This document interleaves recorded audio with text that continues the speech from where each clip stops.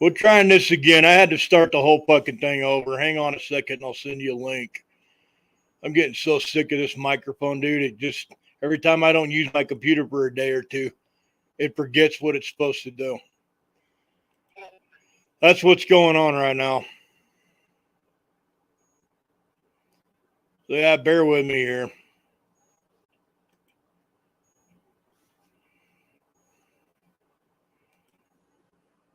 Nothing but problems with this shit, man. Here I am sending that link out to everybody. And now I've got a whole new different link because I had to shut it all down. So now I have to send it all out again. I'll just resend it out. It's going to take me 5 minutes to get it all out there. All right. I'm so fucking sick of this. I've got to get a better fucking system. All right. I'm sending it now. All right, bye.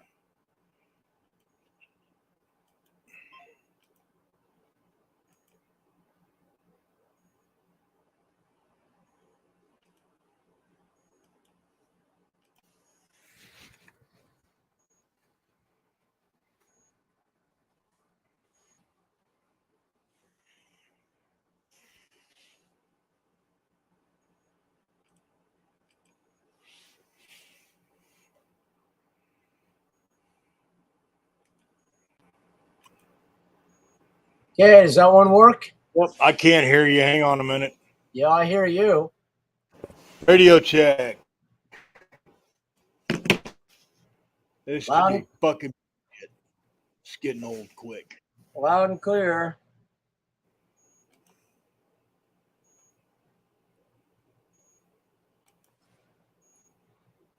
Well, I'll send this out to people.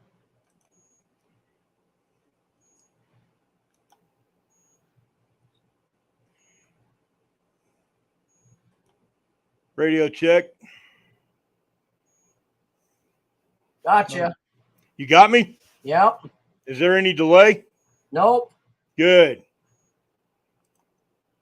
So my OBS is trying to hook up to my.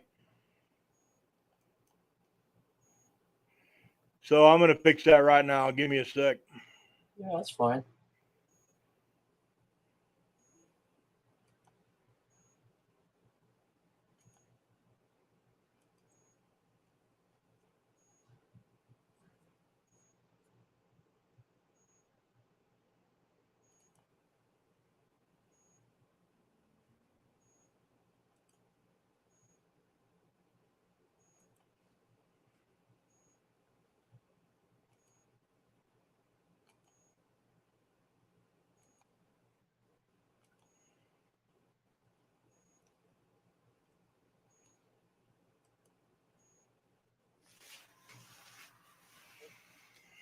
All right, I'll put the other one back up since I'm going to be a minute doing this.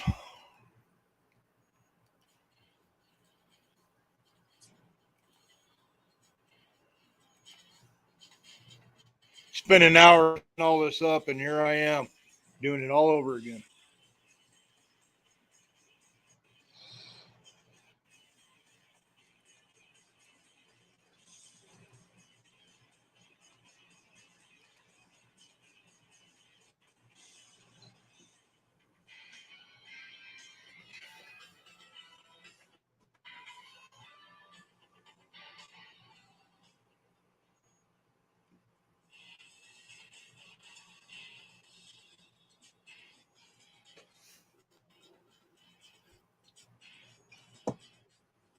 Well, we'll see who's awake. Yeah, no shit. It will get traction. Just takes a while. Now I just sent links to friends in Australia and South Africa and Alaska and everywhere else. So Nice. okay. Now you have to send. Now you have to send them the whole new link, or they're not going to see nothing. Yeah, no, that's what I did. I sent them the new one. Cool. Eventually, people will figure it out. Get on.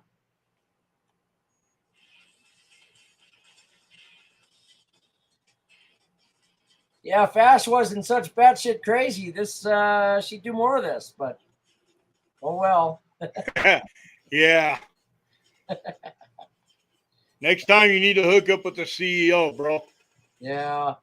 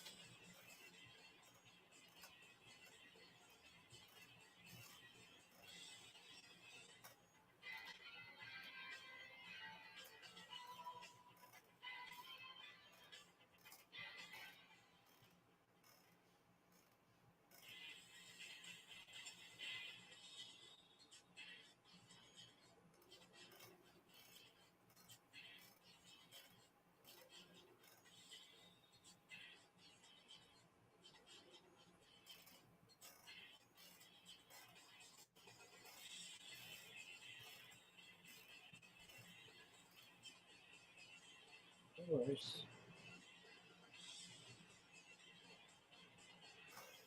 Real time.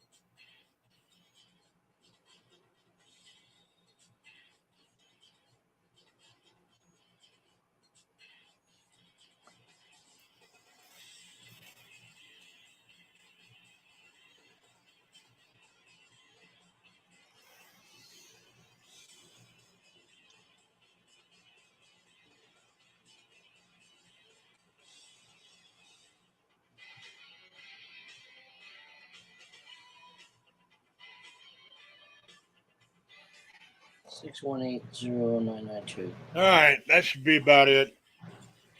6180992. All right, let me check two more things here real quick. Yep.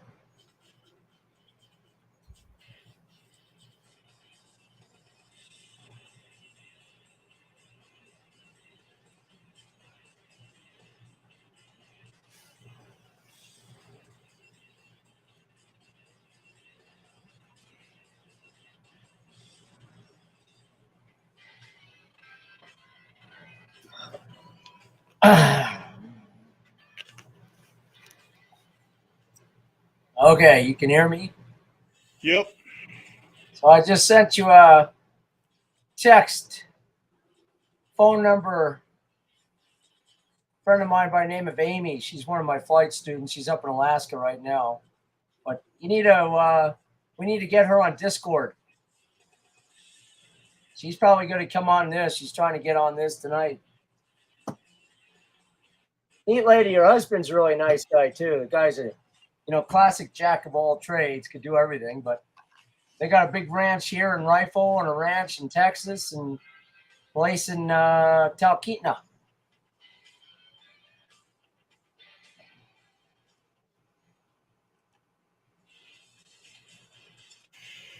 All right, look, we're live on all the channels now, except for Rumble, because that hasn't been figured out yet. You have an Android phone, right? Yeah. Yeah. It doesn't matter which phone, though. They all suck. Yeah, mine definitely sucks. The question, though, is Truth Social Trump's thing on Android yet, or is that just still on Apple? Nah, True Social's only on the internet. Oh, okay. Yeah, Apple, Play Store, all of them, they won't let him on. Seriously? Yep. Oh boy. All they're doing is reinforcing the idea that he needs to be president again. That's all. This whole fiasco, I'll let you get into that later, but this whole fiasco with the FBI, oh my God. Yeah, I'm going to get into that tonight. Yeah.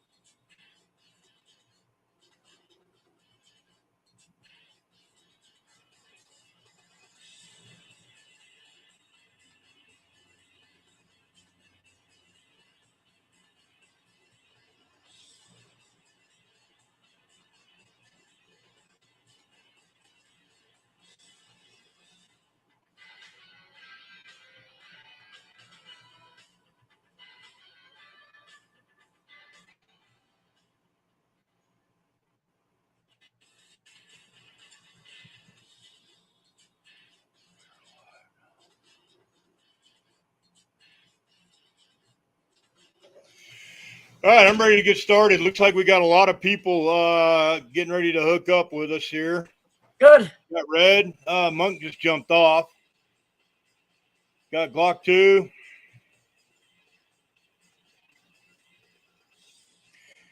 So everybody's... Hey, Monk, you're going to have to unlock if you want to come on, bud. Just cover up your camera.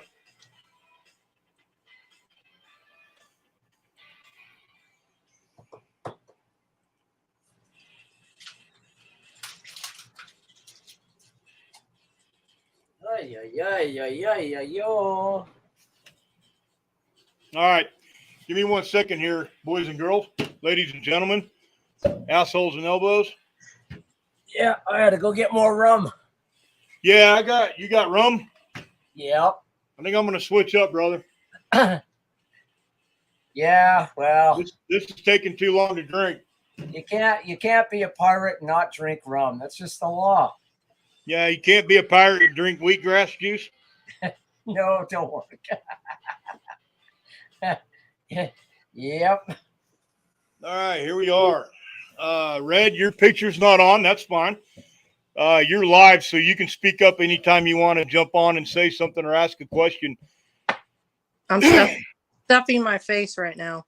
Oh, that's awesome. You just keep doing that, and we'll talk your ear off in the meantime.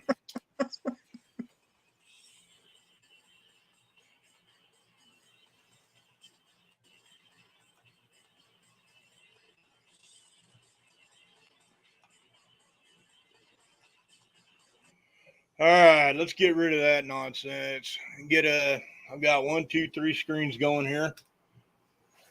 Almost. There we go.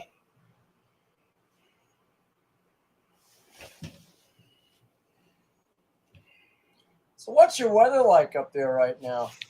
Where I'm at, it is clear skies, 98 degrees today, almost 100. Yeah, all right. We're still the only part of the entire state not in a declared drought. Yeah, I'm not either, but man, it was hot today. It's clear skies too, but it's still 92 degrees outside. Going, damn. Yeah, well, we're in the country where Lake Mead's not getting any water, and we're in the part of the country that gives them water. So, Well, I fly over the Colorado virtually every day, and there's a lot of water up here. oh yeah, there's plenty up here. Every one of our reservoirs are right now. It's because they want green grass in the desert. That's not my problem. So, Yeah, no, it's all those stupid golf courses in Vegas and Phoenix. So, yeah, I guess Kentucky got their ass kicked, and the potatoes headed there to say something stupid. And then I guess he's headed down to Carolina to say more dumb shit. yeah. Well, And then he'll go to the retirement living center up in D.C. Ay, ay, ay. So I'm not sure how many people we have in the YouTube link. I didn't actually share the link on YouTube yet. I guess I could have. But I'd rather bring everybody into StreamYard Direct. The sound is better. The quality's better. There's no delay. Yep. There's no me going and cutting somebody out if they say some terrible shit. So if they come to StreamYard, it's live and as is. And once it's here, it's forever here. The internet never goes away, never dies, at least not yet. Well, So got some topics that I want to cover tonight, and I'll introduce myself. I'm Abraham. This is Intrepid. I'm going to go through a quick sit rep on our security situation in the United States and current events. And then when I get done with that, we'll just do the podcast, open chat, everybody call in. This time I made sure my phone was charged. Forgive me. I'm not the only one here at the moment. So I did make sure the phone is charged. I'll post the number up here shortly if you guys want to call and rip me a new asshole or talk shit or whisper sweet nothings in my ear. Feel free to do it. I can put you on live through the phone. So if you want to call in rather than join the StreamYard sit rep in the podcast, then we can do that.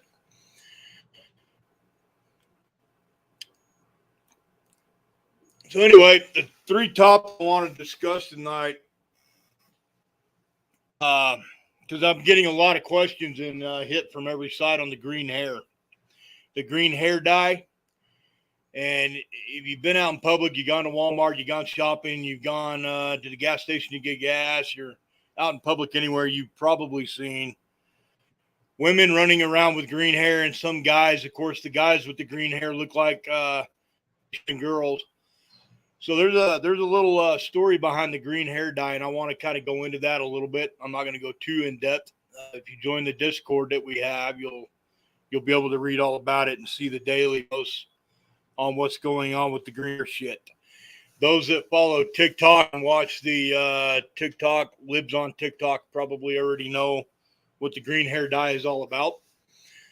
So I will detail that and go into that a little bit with everybody here that's not aware of that. The elephant in the room, FBI, Donald Trump's Mar-a-Lago resort and his personal residence, and the revelations that come out throughout the day through media. And I've also got some contacts, and I just went through 2 hours ago, read my emails when I got back from the gym. And needless to say, they were interesting. I talked to different people out there. One of the people that I, correspond with through email, of course, he doesn't know my real name, who I am, and I'm not going to go into the specifics on the emails because it's plausible deniability for Dan Bongino, so that he doesn't have to go back and answer questions about, did he email you this or did he ask you that? So we'll just keep it anonymous for that. But I talked to him and a few other people out there on occasion. Sean Hannity once in a while an email whenever he decides to get around to it. And a few other people in media. But more importantly, I've got contacts in the agencies, and they could find out who I am in about 2 seconds. I don't worry about who the hell they are. I don't care. The ones that I do know that I communicate with regularly, I vetted them. They vetted me. We know each other well and communicating.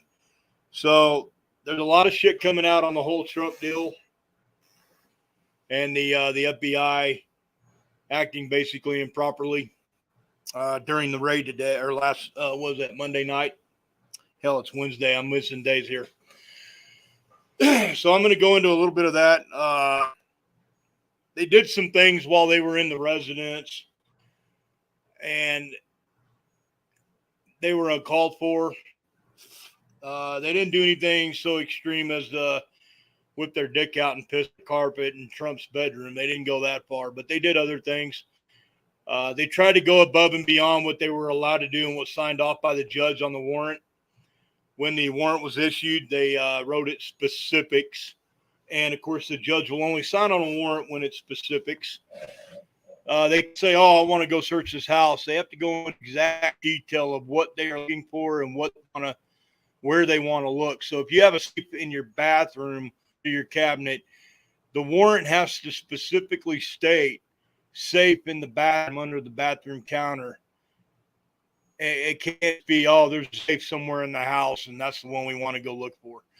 If it's something that is visible and purview, say they walk into a room and they see what they're looking for, and it's mentioned in the warrant, then yes, they can exceed that warrant to that point and go and look inside that safe.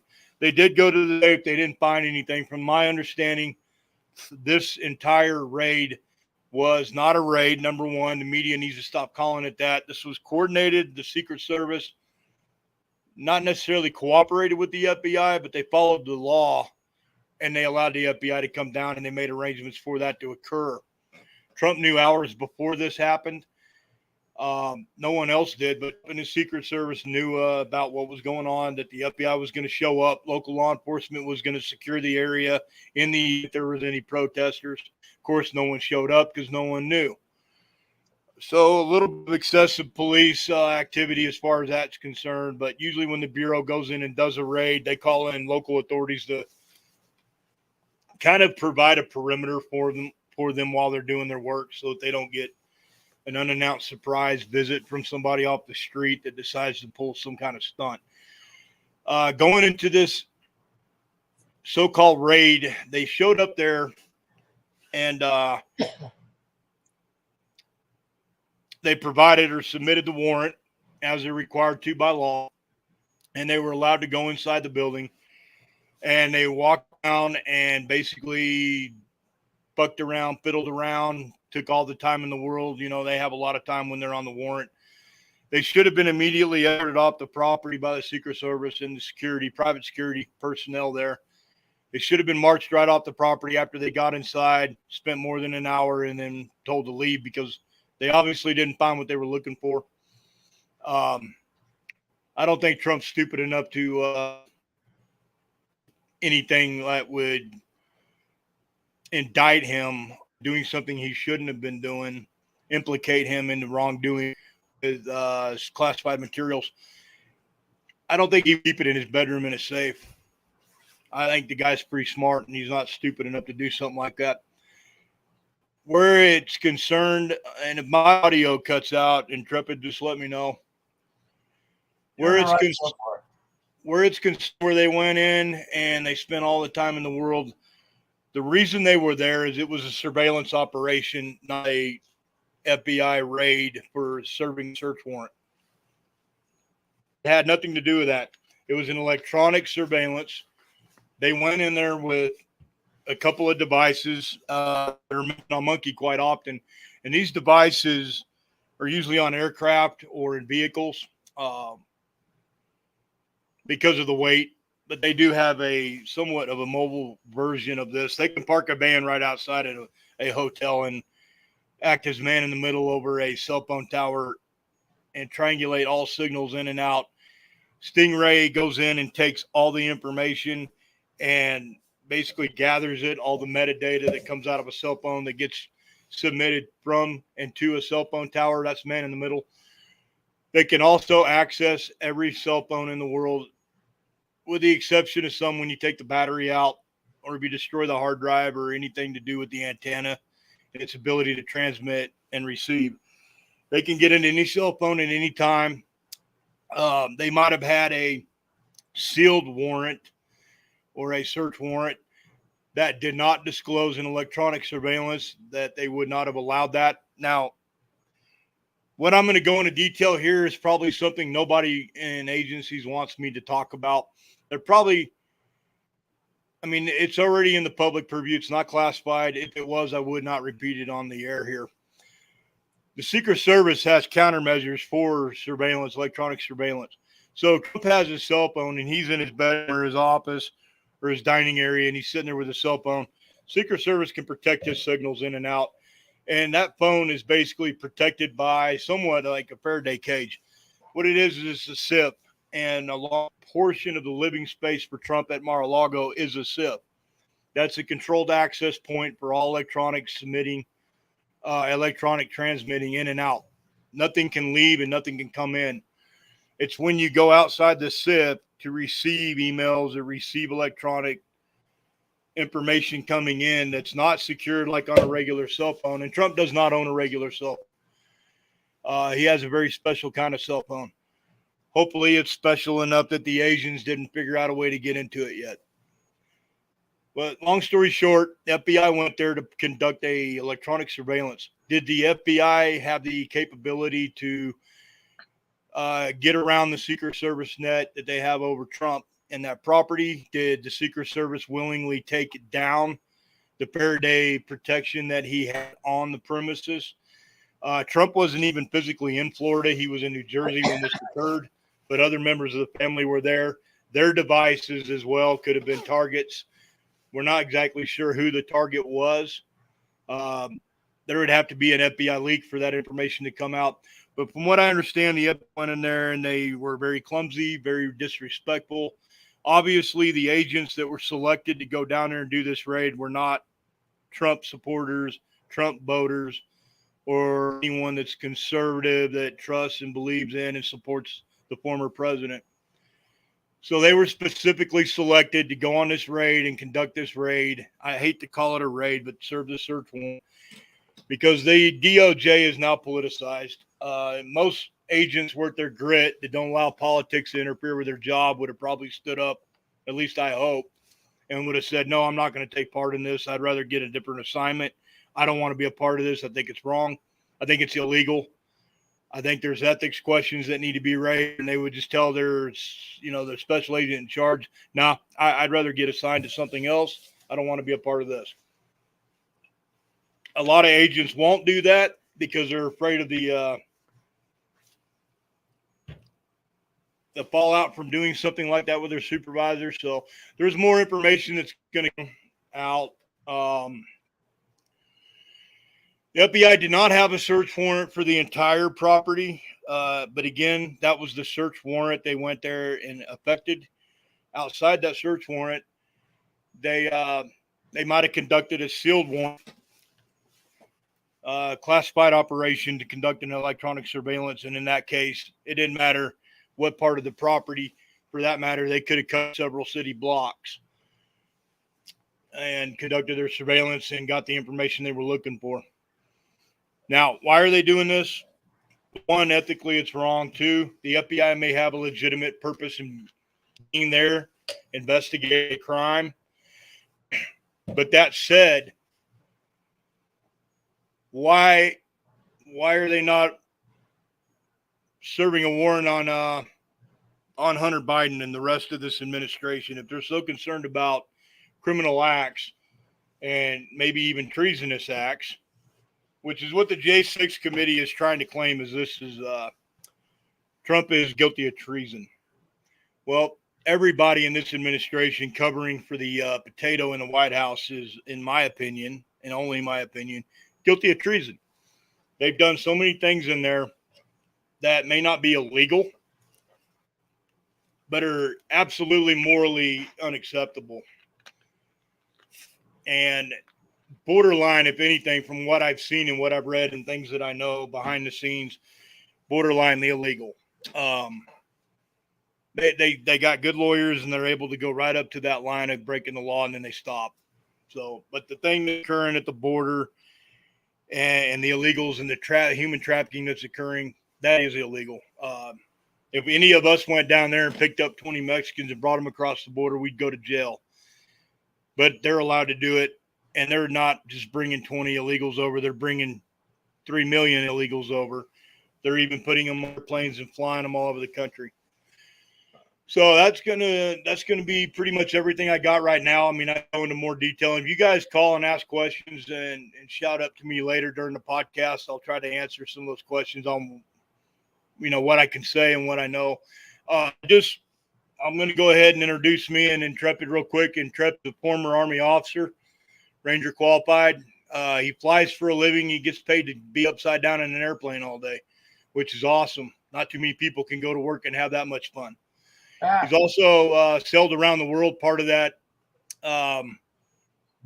what is it that you call the global? What do you call a trip in the world? Circumnavigation. Yeah, circumnavigation. Yeah. Large part of that circumnavigation is on solo, and he can go into more about that when he comes up here in a little bit. And you guys are more than welcome to ask him questions. You might have a story or two that's a lot of fun to tell and a lot of fun to hear. He spent 4 years on the ocean, or almost 4 years on the ocean during COVID. Came home. He never got COVID. He went all the way around the world. He came home, and lo and behold, he came home to this fucking mess that we're in right now. So, Yep. And I've been asking him to come home for a long time because he needs to sharpen up his old leadership skills and get ready to lead an army. Yeah. Now, that said, I'm Intrepid. I've worked as a contractor for a little bit over 2 decades. Not much over 2 decades, but a little bit. I'm not going to go into exact details about my career and my past and who I worked with and what I did. And other than that, I worked for different agencies when and if they needed me or any of my experience or skill sets. I went around the world and did a lot of things. Domestically, one of the most recent things I did is I followed the protests around for almost 2 years around the United States. Done surveillance, electronic surveillance. I've conducted, basically counter surveillance on site, counter reconnaissance, counterintelligence operations. I spent a little time spying on a military base at one time. not spying on the military because they were doing something wrong, but because other people were doing things wrong. And we were just kind of there to make sure they were not going to fall victim. I followed Antifa and BLM around for a little while. I was on the streets in the protests, mixed it up with a lot of different people, did a lot of different things when it was concerning that. I am not tired out of it, with the exception of a few days or a few weeks. I'm waiting for my final settlement from my pay. Once that comes in and I sign all my paperwork and I'm signed off on everything and turn in some gear, then I'm done. Unless I come across something that needs to be addressed and maybe investigated or and I shared last time that a lot of what I did was counterterrorism. So if there's a bad guy in some third world shithole country and I got to connect with this guy or the people that he's with and I can make moves and go in places other people can't, then I'll do that and I'll go back to work, or if they find a need for me. But as of right now, I'm done. And being done, I'm going to start taking care of myself, focusing more on the work that I'm doing with this podcast. And I'm going to focus a lot of work on the Patreon and start getting these sit reps put together and built. Those sit reps, guys, take days to put together. Any of you are following S2 Underground? S2 Underground goes offline sometimes for 2, 3, 4 weeks, and then they come back with sit reps. A lot of times that's because the intelligence is not verified. There's not enough to put together an hour thing to post out. Other times it's because these guys are a lot of them are still actively engaged doing the work that we all did around the world. And when they're traveling and doing that kind of work, it makes it real hard. It makes it real hard to try to run a Patreon and try to make videos. I am Abraham. Intrepid is my co-host tonight. I believe my name is down there at the bottom. Yes, I did type it in. So we're not using our real names for obvious reasons, but for transparency, but not so much that, for legitimacy. I'm showing my face on here, and some people out there will recognize, some won't. I don't care. Like I said, I did my job. I kept my word and followed my oath, and I did it right. And so I have no complaints and I have no regrets. Others out there, hint most of the people that are at the FBI that are allowing politics to interfere with their fucking job will probably never show their faces in public and never go on and make videos like Duty Ron or me or a bunch of other guys out there. S2, those guys don't show their faces. Monkey comes out and his face is all over the internet. Everybody knows who he is as far as his face goes, and that he lives somewhere around airport somewhere in Texas, and that's fine. That gives more credibility and legitimacy to what we're trying to do. But at the end of the day, what we want is share information where and when we can, and get information to people so they can, one, protect their families and protect themselves, and be prepared for whatever's coming. If China engages Taiwan and we get involved and we're in a war, if we decide to push Russia out using NATO troops out of Ukraine, or if we have food shortages here in the United States or our grid fails and goes down, one of the things that I wanted to do that I am now going to be able to do full time is focus on getting those videos out to you guys in relation to preparation and things that you can and need to do on the cheap, on the simple. Anybody can do it. Doesn't take a lot of Googling and a lot of YouTube research. Make some videos, put information out there. And, of course, the intelligence. As we come across things, digest it, disintegrate it, and where it needs to be disintegrated, such as the raid at Margo when it wasn't a raid. And we'll push the intel out there, and you guys can take and do with it what you please and use it to benefit your families and yourself and your security. I'm going to leave the FBI subject alone at this time, but I'm going to say one thing before I go on the FBI thing.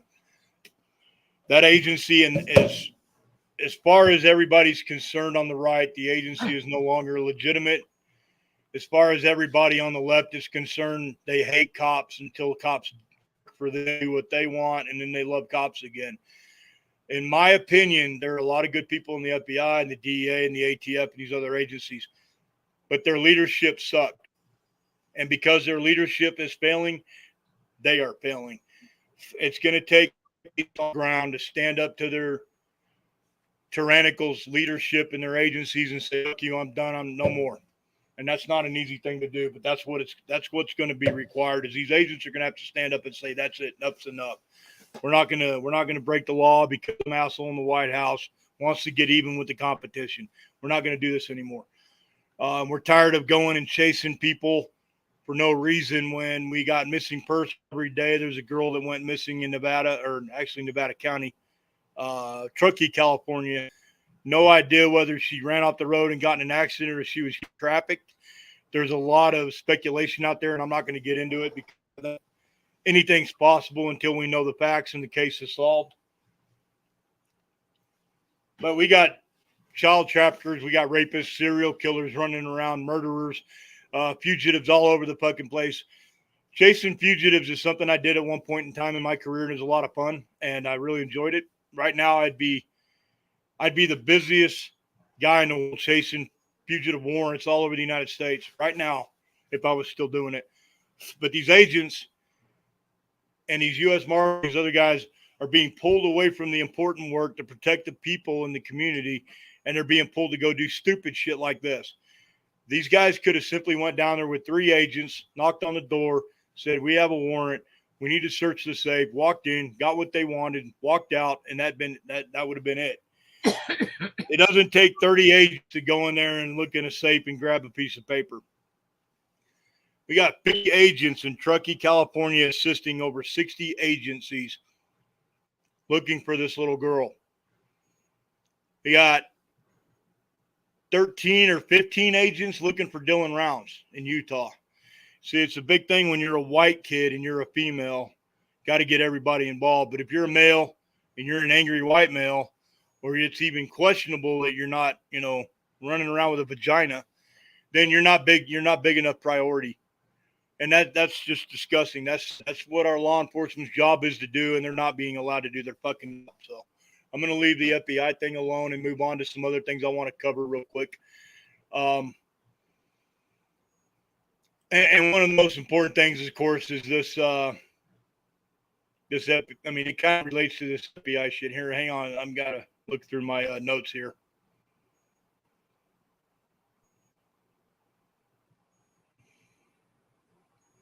During the deposition today, Trump had to give an in-person deposition after his kids already got pulled in to the New York state prosecutor and U.S. attorney on quote-unquote business dealings with his company, real estate company.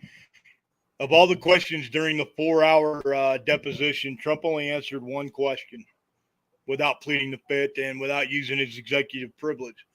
So that's a good thing. Not that he has anything to hide, but he needs to use his rights that were granted to him by the Constitution. And if he wants to plead the fifth and exercise his constitutional rights, then by all means, they should do that. That's why you have attorneys, and that's why you have rights. If you choose not to use your rights, that's not on anyone else. That's on you. That takes care of the FBI shit.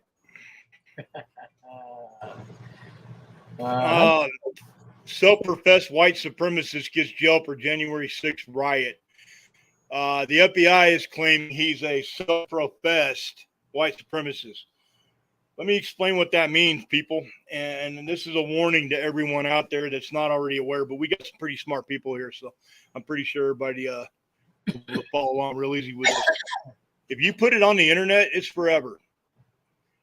There's probably 1 or 2 feds and at least a dozen feds and monkeys Sitreps every day watching, just waiting for somebody in the comments to say something, make a direct or specific threat, violate the law in any way in that respect. And they're watching Monkey to see if he does or says anything that's maybe still considered classified and is not supposed to be shared.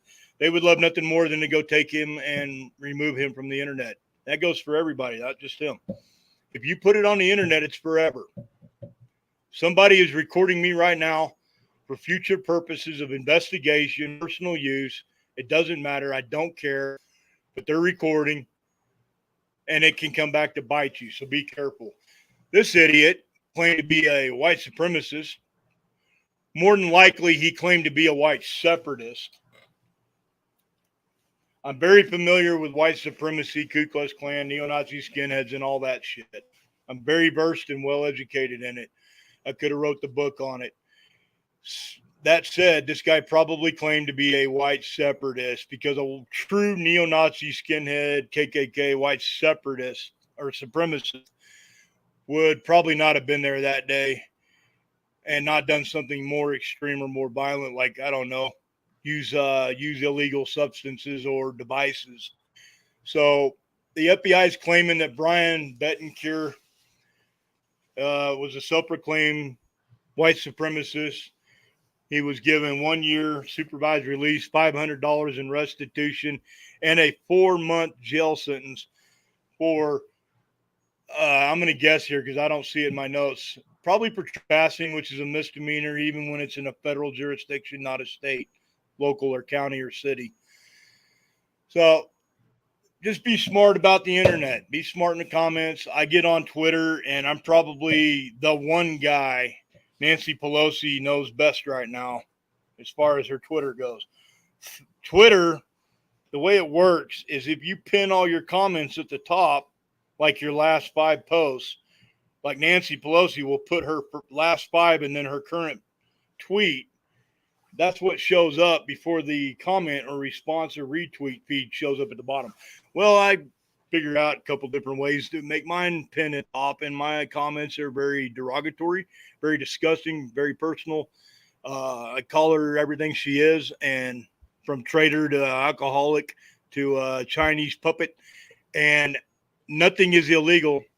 First Amendment.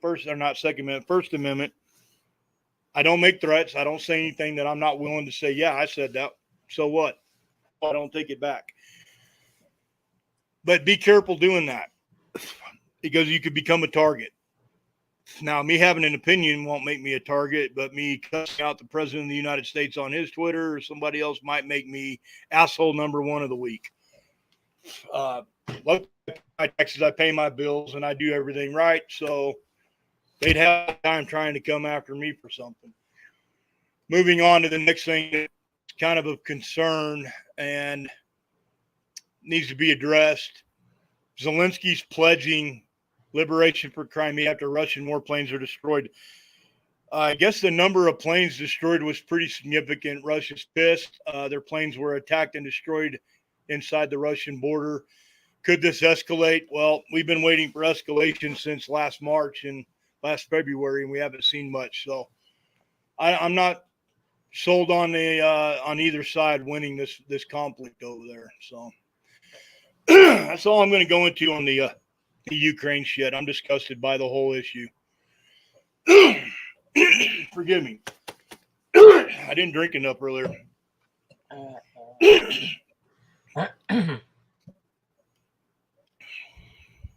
If you watch MSNBC, and when I'm at the gym, unfortunately, they've got all the news stations up, and that's the only time I watch MSLSD. If you watch liberal media, they always come out and quote each other and say the same thing. It's like somebody writes a memo every morning, sends it out, and these are the words and the phrase and the sentence you're supposed to use. Fox News does a really good job of compiling that and showing that on their news programs. GOP racing into political oblivion to cover up crimes by failed reality host Trump. Well, number one, Trump was not a failed reality host. His show, one of the top shows in the United States, the show did really, really well, actually. Then they got that liberal idiot, former Governor Arnold Schwarzenegger in there, and that just totally went to shit. Now, he's a failed reality host, but Trump is not. So, again, they change and twist the truth and the narrative to make it fit what they want. That goes for Fox and all conservative media, too. So you just got to be careful and kind of see through the bullshit. If you pay attention enough, you'll know when you're seeing shit get twisted. Pay attention to that. Some of the people on these podcasts and these YouTube videos and these programs, they refuse to watch mainstream media because they're disgusted by it. But you can't know your enemy if you don't pay attention to what your enemy is saying and doing, and you can't defeat your enemy if you're not paying attention to them. So keep that in mind. watch all media, everybody. I mean, there's some out there that are just extreme enough that you can, disregard their whole program and, their podcast or whatever. But there are others out there. They come on, they give good information, solid information. There's an HD guy. I'll try to find his name here in a little bit. I want to say Goodman, HD Goodman, maybe, but he's got a really, the guy's brilliant. Don't know his background, never cared to. I'm not interested in that, but I know that the guy is educated. He speaks well, very articulate, and he's an intellectual, and he pays attention to everything. His laser focus is on the Durham Special Counsel, and everybody has their niche. Monkey takes care of the air intelligence as far as aircraft flying and coming and going. H.D. Goodman focuses on Durham. And there's others out there that focus on other things. But together as a collective, we all do our own thing, and we all bring it together and lay it out, and you guys can take and use that information. But you can't just get it from one source. You got to go to numerous sources and find the truth. Unfortunately, that's journalism. A hospital employee in New Jersey was just arrested after 39 guns, including an assault rifle, found in office closet. So he's probably going to prison. In New Jersey, if you have a hollow point bullet, which you can buy in any other state, that's 10 years per bullet in your possession.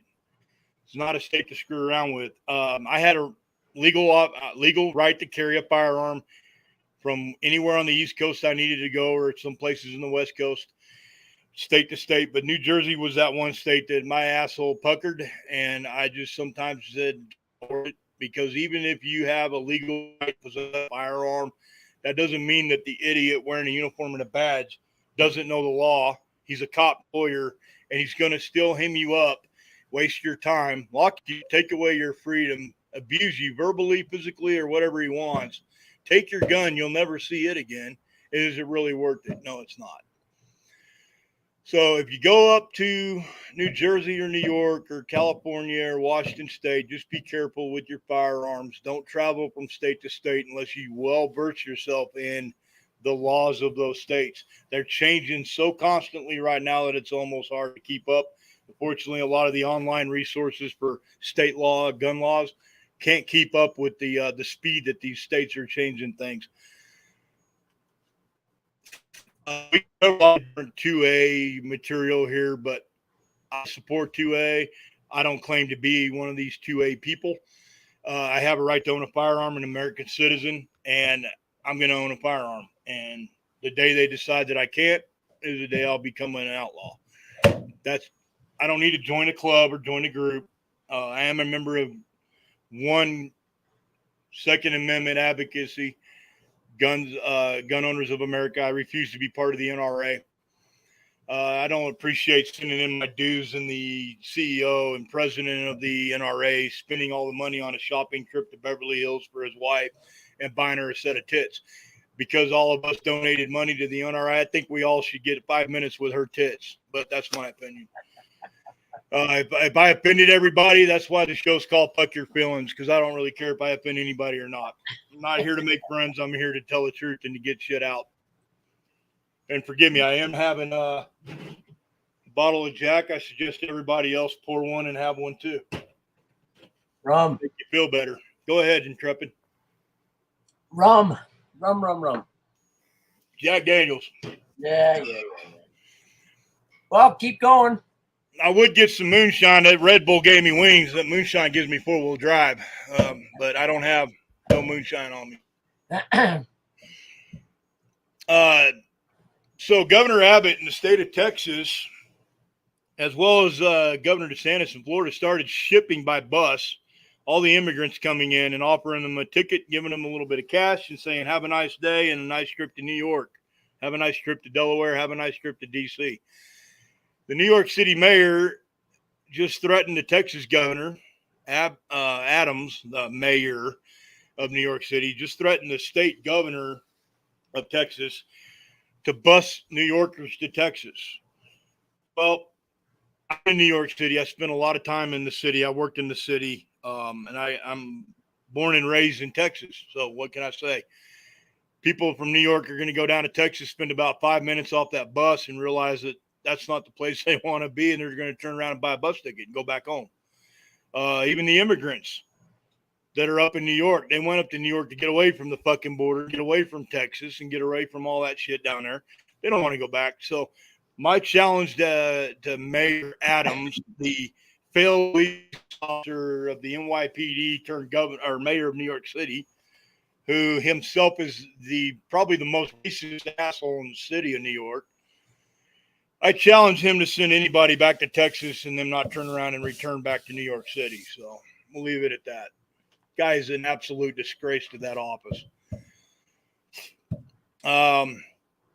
Russia's flying surveillance aircraft, as well as other aircraft. I didn't hear anything about specifically on bombers, but I understand that they did send surveillance and fighter aircraft into the defense identification zones, what they call it, outside Alaska. Now, usually they'll do this once a week, every few weeks, or once a week for a couple weeks in a row, maybe once a month. This is not unusual. Don't be alarmed by this. We've been doing it to them for eons, for decades. And they've been doing it to us. It's just a kind of a, hey, we're still here and we're paying attention kind of thing. All countries do it. But they've done it for the past 2 days in a row, which is also not unusual. They've done that before. They've sent their bombers over there 2 days in a row. But it's something to pay attention to. I don't know if Monkey covered it. I have not caught his Sitrep today, and I usually do right before I go to bed. So hopefully I'll catch it tonight, find out what's going on with that. But it was Alaska. That's different from Russia flying planes near NATO airspace in Europe. NATO airspace in Europe is not the United States. Alaska is. Go ahead, Intrepid. One of the things Monkey talked about today that is unusual is Russia is evidently firing some missiles, 100 miles off the Mexican west coast out there in the Pacific. And that's not normal. Russia and China both have zeroed in on mineral-rich areas, countries that are suffering domestically with their economies. Obviously, Russia and China don't give a shit about Sri Lanka. Probably don't give much of a shit about India. They plan to go to war with them anyway, which is why India's doing military training exercises with us, and then they turn around and go to Russia and do it with them. Then they turn around and go to China and do it with them. I've never trusted the Indians as long as I've known them. Spent a little time over there in that part of the world, and I know what they are. I know who they are. Definitely, I want to say dot, not feather. So, yeah, yeah. They are in Central South America, Central Latin America, whatever you want to call it. Which is funny because certain politicians in leadership in high office, Harris, or is that her name? I think we call her Bob Marley because she thinks she's Jamaican and Indian or something. She sure spends a lot of time conversing with those countries' leaders who are inviting Russia and China into their countries. Another little something I'm going to throw in and add is China now fully owns the entire Panama Canal. They didn't just down there and buy it. They went down there and they bought all the management and operating contracting companies that operate and run it and partly own it. But they did it over decades. This is all, see, what the thing about the Chinese is they play the long game, not the short game. So they went down there 30 years ago and started buying up everything as it came up, and they had the funds to do it, and somebody down there needed some cash. Boom. They bought this section of the Panama. They bought this port and transport and shipping company, and they've just been doing that collectively over decades. Now they can fully control the Panama Canal. So could they shut that down tomorrow? Absolutely. I mean, who's going to fucking stop them? So I'm going to leave that. I hope they don't. I'm supposed to go through the Panama Canal in December. Yeah, I know. That's why I brought it up. Yeah. Getting tired of this. So real quick on the green hair and also on the monkeypox. I was listening to a gal being interviewed today that obviously was liberal, warning everybody in a news broadcast that they need to be extremely. This was on Fox Live Now, which is a YouTube channel, which really sucks, by the way. It's terrible. Fox Nation is the way to go. And she was being interviewed, and she said that she hasn't had any contact with people, but contact with surfaces other people have had contact with. My understanding is the quickest, easiest, most I got to what I say here. The easiest, fastest, and most effective way to catch monkeypox is, I'm just going to say it, butthole sex. We do have some people in our group here, I believe, in one of our chats, and I haven't checked YouTube or Twitch yet. But we got some people in here with medical backgrounds, and they're more welcome to speak up about the monkeypox thing. But I have a question for all of them as well. After monkeypox, what's next? Donkeypox? I'm pretty sure donkeypox would. I think donkeypox is already there. That's pretty much how the potato got in the White House, right? So, that said, I just wanted to tell my donkey. I've been waiting days to tell that donkeypox joke. But monkeypox, this girl had, I mean, it's terrible. It's on the Patreon for you guys to go look at her picture. These lesions on her face are terrible. I mean, it makes chickenpox look like, acne. So don't have anal sex. That's a public service announcement from the guys here at Fuck Your Feelings. And if you have coworkers that are having anal sex, well, just don't touch them. Go back to wearing an NBC suit, biological chemical suit. Do whatever you need to do, but don't get monkeypox. This is another one of those strange diseases that they're still studying. They don't know all the facts about yet. That's all I've got for the Sitrep. I think like for the green hair thing in the podcast, we'll start that now, and we're just going to stay live here and do it. The green hair issue, and I think you had something as well, Intrepid, that you wanted to bring up. Go ahead with the green hair. Man, hang on. I need another drink. This stuff's really good. Yeah, me too. I'll be back one sec. Yeah, so I did a 4-mile ruck this morning in just over an hour, and that's pretty badass. I made good time. I did 3 miles day before yesterday and 1.8 miles a few days before that. So I get up to my 35, 40-mile ruck. I get up there pretty quick. Get done with that. Usually I'll go to the gym and do CrossFit and hit the weights real hard. If I don't do the CrossFit and the weights it depends. I mean, you go do a ruck with almost 50 pounds of kit on, and that's 60% of kit. I didn't have my rifle. I didn't have a shitload of magazines. I only had standard 3. But magazines can be heavy for an M4. So I'm doing pretty good at between 45 and 50 pounds of kit and making that kind of time. But after 4 miles, my ass was dragging. I still did upper and lower body CrossFit today and weights. And then usually after that, I'll go and either do a swim and get in the pool, tread water and do laps, or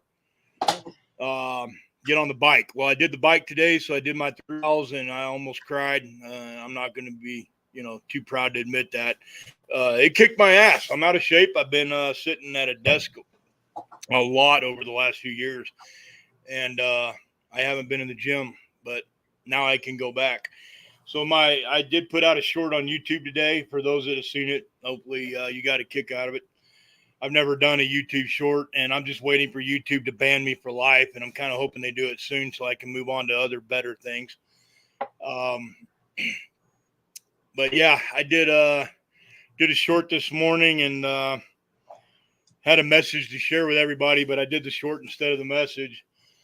The message: get your ass off the couch, get out of your comfort zone. Don't get in a hot, warm, nice, cozy shower when you're feeling like shit. Turn that shit all the way on cold. Suck it up. Take a shot of Jack or whatever you need to do to suck it up, but embrace it and get out of your comfort zone. Learn to eat different kinds of foods that don't taste really good. It's like you'd rather have a steak and taters every night, but tonight you're going to eat a box of fucking ramen noodles because you need to condition yourself for what Monkey is projecting. And I think everybody's on board with where he's going with his intel on this. We're about to see mass food shortages. We probably won't see food as quickly as we see product, but the perishables are going to go away pretty good. I mean, if you've been to Walmart and you bought an avocado or some bananas lately, they go within a couple of days. None of that stuff stays good for the 1 or 2 weeks that it used to when we were growing up as kids. Food is being stockpiled and Walmart's pushing it out as they need to. Those bananas have probably been sitting in their cold storage for 3, 4, 5 weeks. And so by the time it goes to market and gets exposed to room temperature air and then gets to your house and gets exposed to more room temperature air, the food's going to go bad quickly.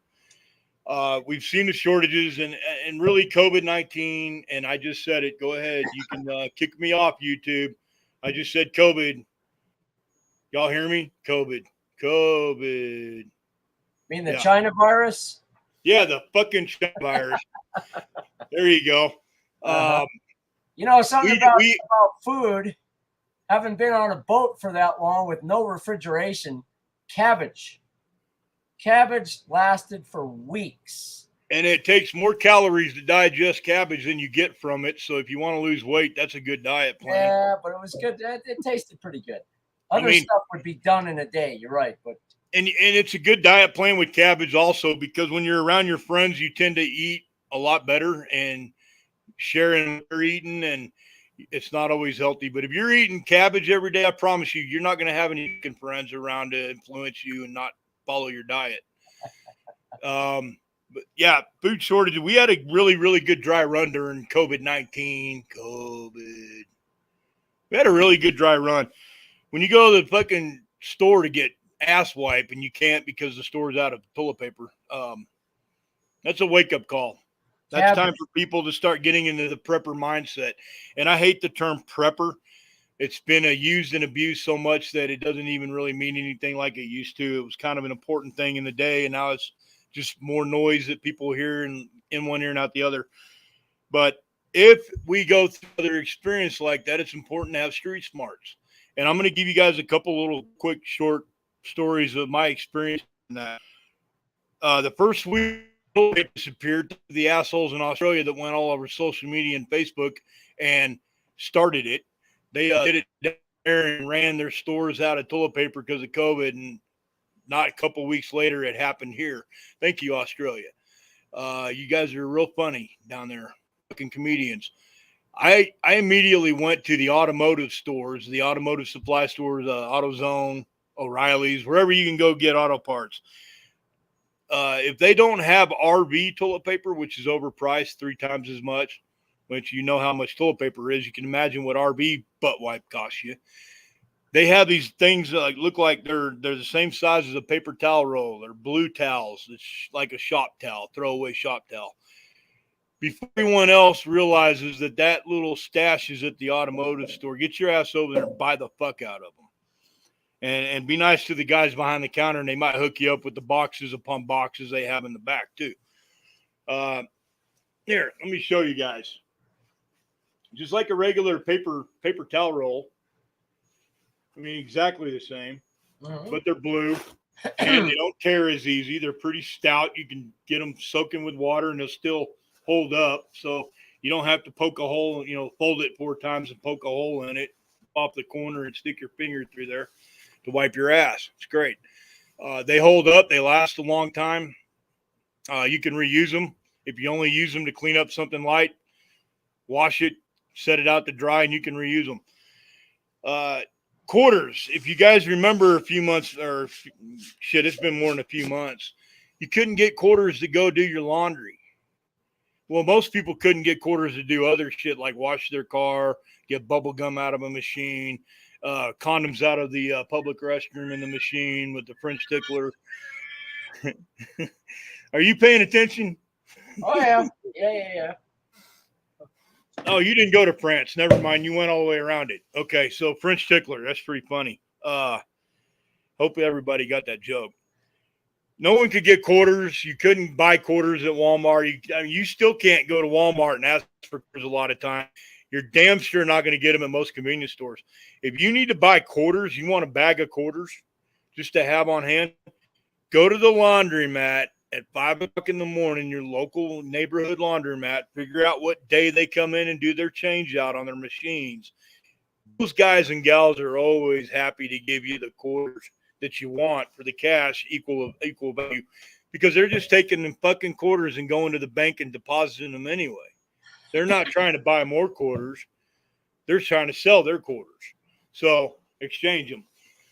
So that's just, that's one of these things. I was out in Ohio and West Virginia, and I could not get quarters. So I sat at the laundromat at about 4:30, 5 o'clock in the morning. Sure enough, the gal came in to do the change out, and she sold me about $100 worth of quarters.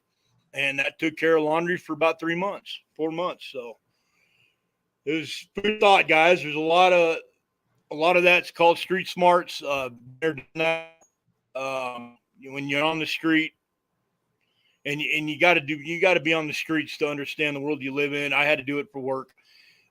You learn a lot of shit like that, and you kind of have to improvise on the fly. A lot of this stuff I forgot over all these years, but as soon as I'm in that situation again, boom, it's going to come back to me. It's almost like a muscle memory. So let's get into the green hair.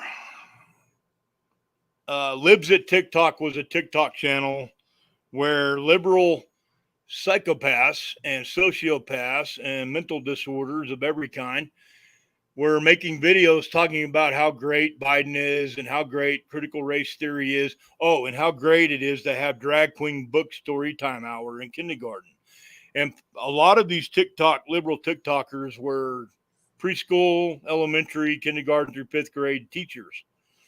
And they were talking about how it's not the parents' business if we decide to teach gender fluidity in our class. That's the teacher's business and her responsibility. So anyway, there's hundreds and if not thousands of videos out there of these Looney Tunes doing this. I documented all of them. I've compiled an entire folder full of this shit for the last year and a half. About a year and a half ago, I got a memo provided to me by an intelligence agency. And I'm not going to say who, when, or where, how, or why. All I'll say is it was provided to me to look at. I looked at it, studied it, gave it back, and said, wow, that's fucked up. That was my response. Just like the FBI memo that just got leaked with all the, what do they call it, militia by extremists, MBEs. I actually went to school to study that. Went through all the training for that. Terrorism, extremism. The psychological aspects, the organizational aspect. I studied every bit of that stuff in school. And so I'm pretty well versed in it. That memo is not new. That memo is actually a couple years old now. Some people even claim out there that they saw it about a year ago, and I haven't heard anybody go as far as 2 years, but it was in fact 2 years ago when I laid my eyes upon that packet of documents. And it made me sick to know that Mike Glover with Philcraft Survival was put on the list as his American Contingency, I believe is the name of it. It's a group and a website he started for communities to start to organize and help each other. And they kind of run their own thing within their community, following the guidelines that Mike put up for them on this website. And it's really a neat thing because they go out in natural disasters, man-made disaster, wherever, and they go and they offer help. They offer funding. They take care of people in the community, house them, clothe them, feed them, do whatever it needs to be done. That's Mike Glover. He's a Green Beret, former CIA contractor. Guy's got a heart of gold, bigger than the state he lives in, and he's just a good dude. Well, his group was put on there as a low probability violent extremist group. There's another group called the Patriot Front. They've actually threatened to kill cops. They've threatened to commit violence against government institutions and buildings and property. They've gone and protested. At times, those protests have gotten violent where they instigated it or Antifa instigated it. Regardless, they were left off the list. Well, anybody that knows anything about Patriot Front, and again, I'm going to disclose it out in the public. That group started out with a bunch of radical guys that were full on claiming to be patriots. In my opinion, they're not patriots. Patriots don't commit violence against other Americans. That's just not what patriots do. But this group called Patriot Front claimed to be the patriot of the patriot. And now it's nothing but FBI agents, so undercovers. So I was, we're all speculating as to the reason why that organization was left off the extremist list. But when that document came out, a lot of people kind of glanced at it, looked at it for a minute, tossed it aside. Yeah, the FBI is fucked up. We already know that, blah, blah, blah. You need to pay attention to these documents that are being leaked. These are active FBI agents, law enforcement personnel. Some of these people work in a few centers all over the United States. They're intentionally leaking this shit out because, well, our government's tyrannical. So one of the briefs that I looked at was this green hair dye. And I kind of put it all together before I looked at the brief, but then it confirmed it.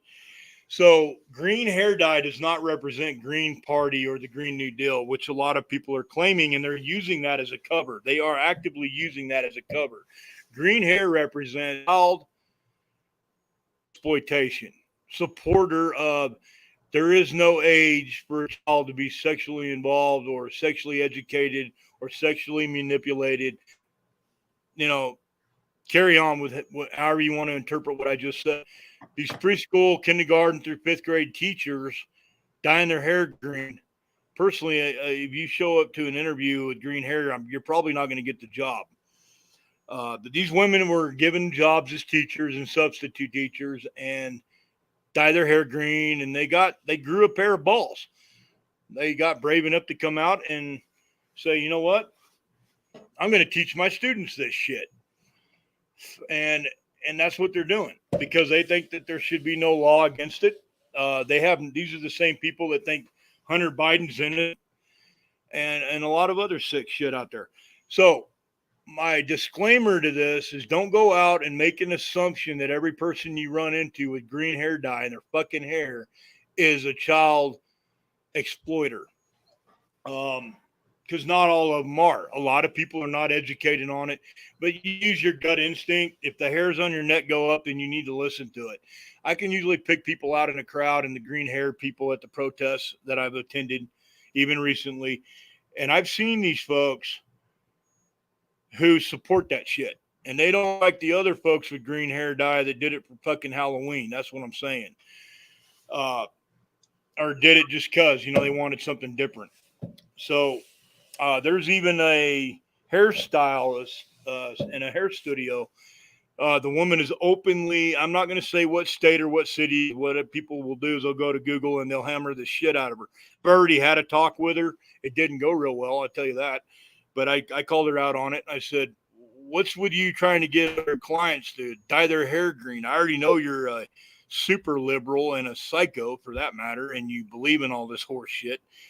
Like I said, the conversation didn't go real great, but I don't want people harassing her or her business, and attacking her or going and throwing a fucking rock through her glass window at her business.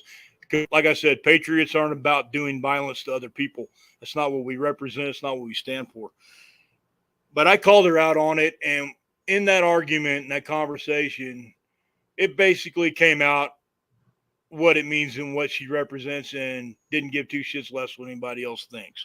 So, like I said, I can pick people out in a crowd and tell you that one more than likely, based on their behaviors, body language, I'm psychoanalyzing the fucker.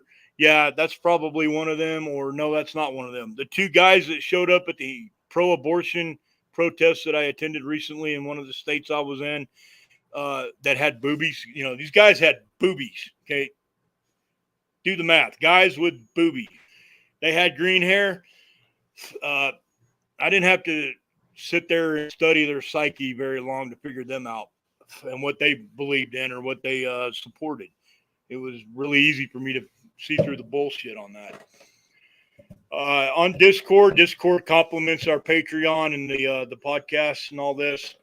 On Discord, I do have a child exploitation and abduction channel. Basically, we're going to cover any breaking news on child abductions. The girl in California today, I'm not really going to go into that because I have not had an opportunity to review any of that case yet.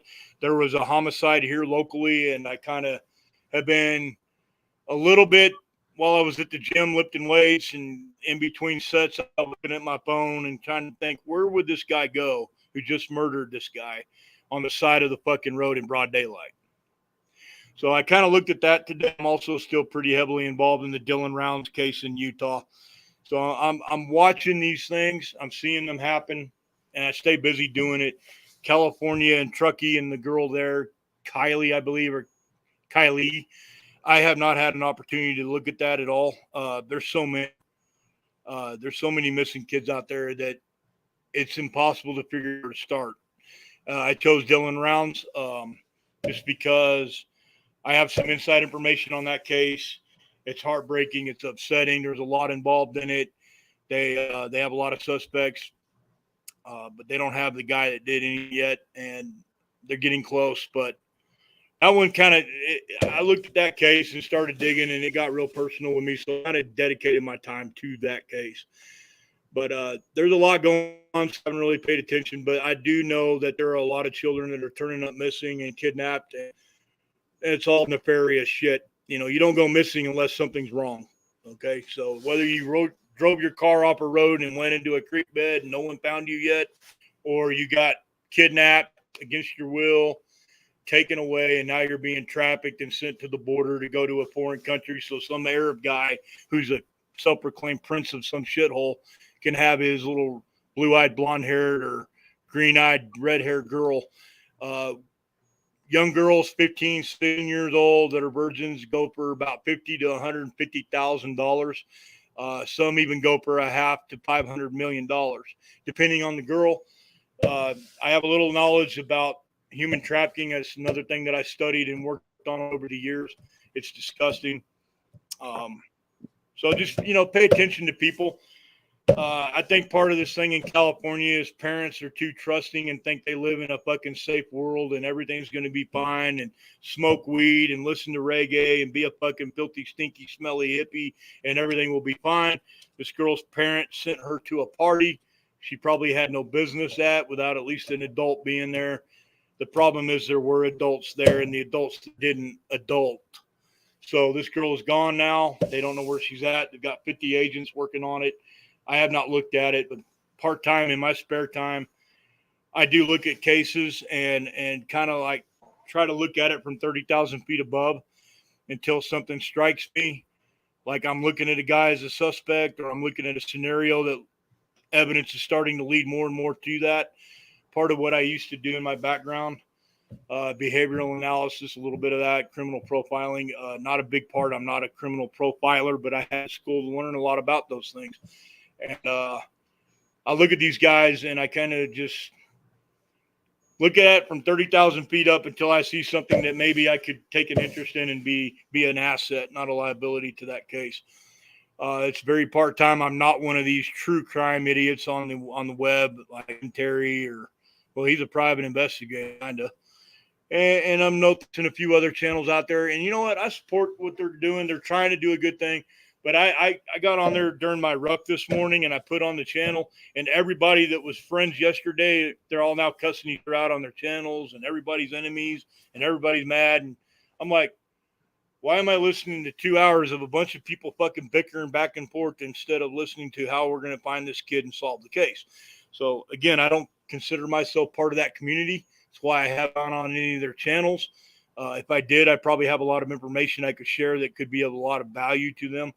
But that's too bad, because when you act like a 2-year-old and you get on YouTube and you're begging everybody for fucking money because you want to, I don't know, have a live stream or a podcast or a YouTube channel, and it's poor taste. It's bullshit. If you're going to be professional and keep that professional. Maintain your integrity and keep it real. So I'm not going to try to judge them too much, other than to say I haven't found one out there yet in the true crime community that's worth watching. From the detective that's retired to the guy that's helped solve 30 different missing persons cases as a private investigator. I don't care. They think in their own mind they're doing a great thing, But at the end, in every single video, please like and subscribe and thumbs up and share. But I'm not going to do that with you guys. If you want to donate money, we have this little thing here, right here, that you can show support to us, help us pay for all the work that goes into this. At the bottom on the streamer, there's a PayPal. Okay, I haven't even put that up because eventually we're going to grow this channel, me and Intrepid, because people are going to understand where we're coming from and appreciate the experience, the knowledge, and the background, and the education level here. And we'll grow this, and we'll be able to grow it into something good and positive. There's a PayPal at the bottom. So there you go. We're not going to thumbs up, subscribe you to death every fucking video. I listen to videos. I watch everybody's videos, and I skip through that shit every time I hear it. I get tired of hearing it. So I'm going to leave that with the green hair dye shit. Like I said, disclaimer, not everybody with green hair dye is running around raping kids, okay? So don't go beat the shit out of somebody for having gray hair in the toilet paper aisle at fucking Walmart. Don't do it. Just be careful. If you have children, you have sons and daughters, keep them close. Right now, more important now than ever before in the history of my almost 50 years on this planet, okay? Keep your kids close. Pay attention to what the fuck they're doing. Don't send them off to parties and extend their fucking curfew and then find out the next morning your kid never came home. If your kid wants to go to a party with their friends, be a helicopter parent. Learn a little bit of surveillance tactics. Go spy on them. Fuck, you're a parent. You have that right. Spy on them. Go up to 30,000 feet and look down on them. Be an angel.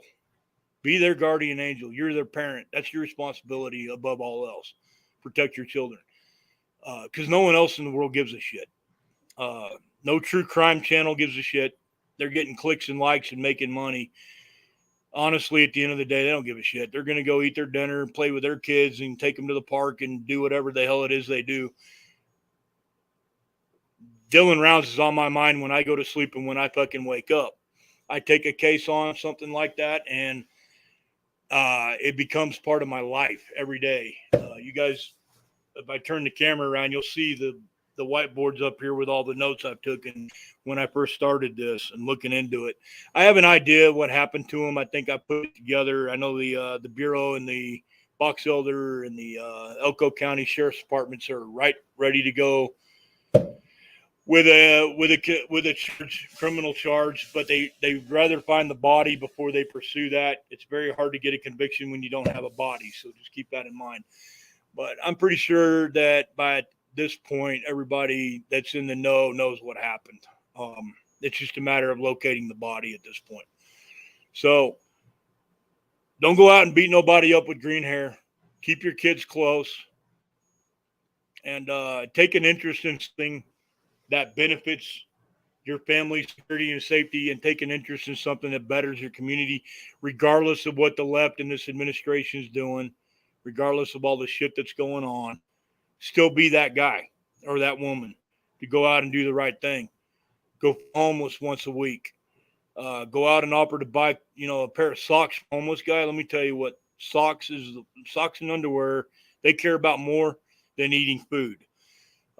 But you got to go to the street level to understand the street. So if you got the ability to do that, do it. Don't send us a PayPal. Buy a homeless guy some socks. I don't want your click, like, subscribe, share, none of that bullshit. I want you just to do the right thing. Be educated, be informed, pay attention. Don't buy the bullshit. Don't go down the Q train. Don't go join the Democrat Party because you're mad and hate Trump.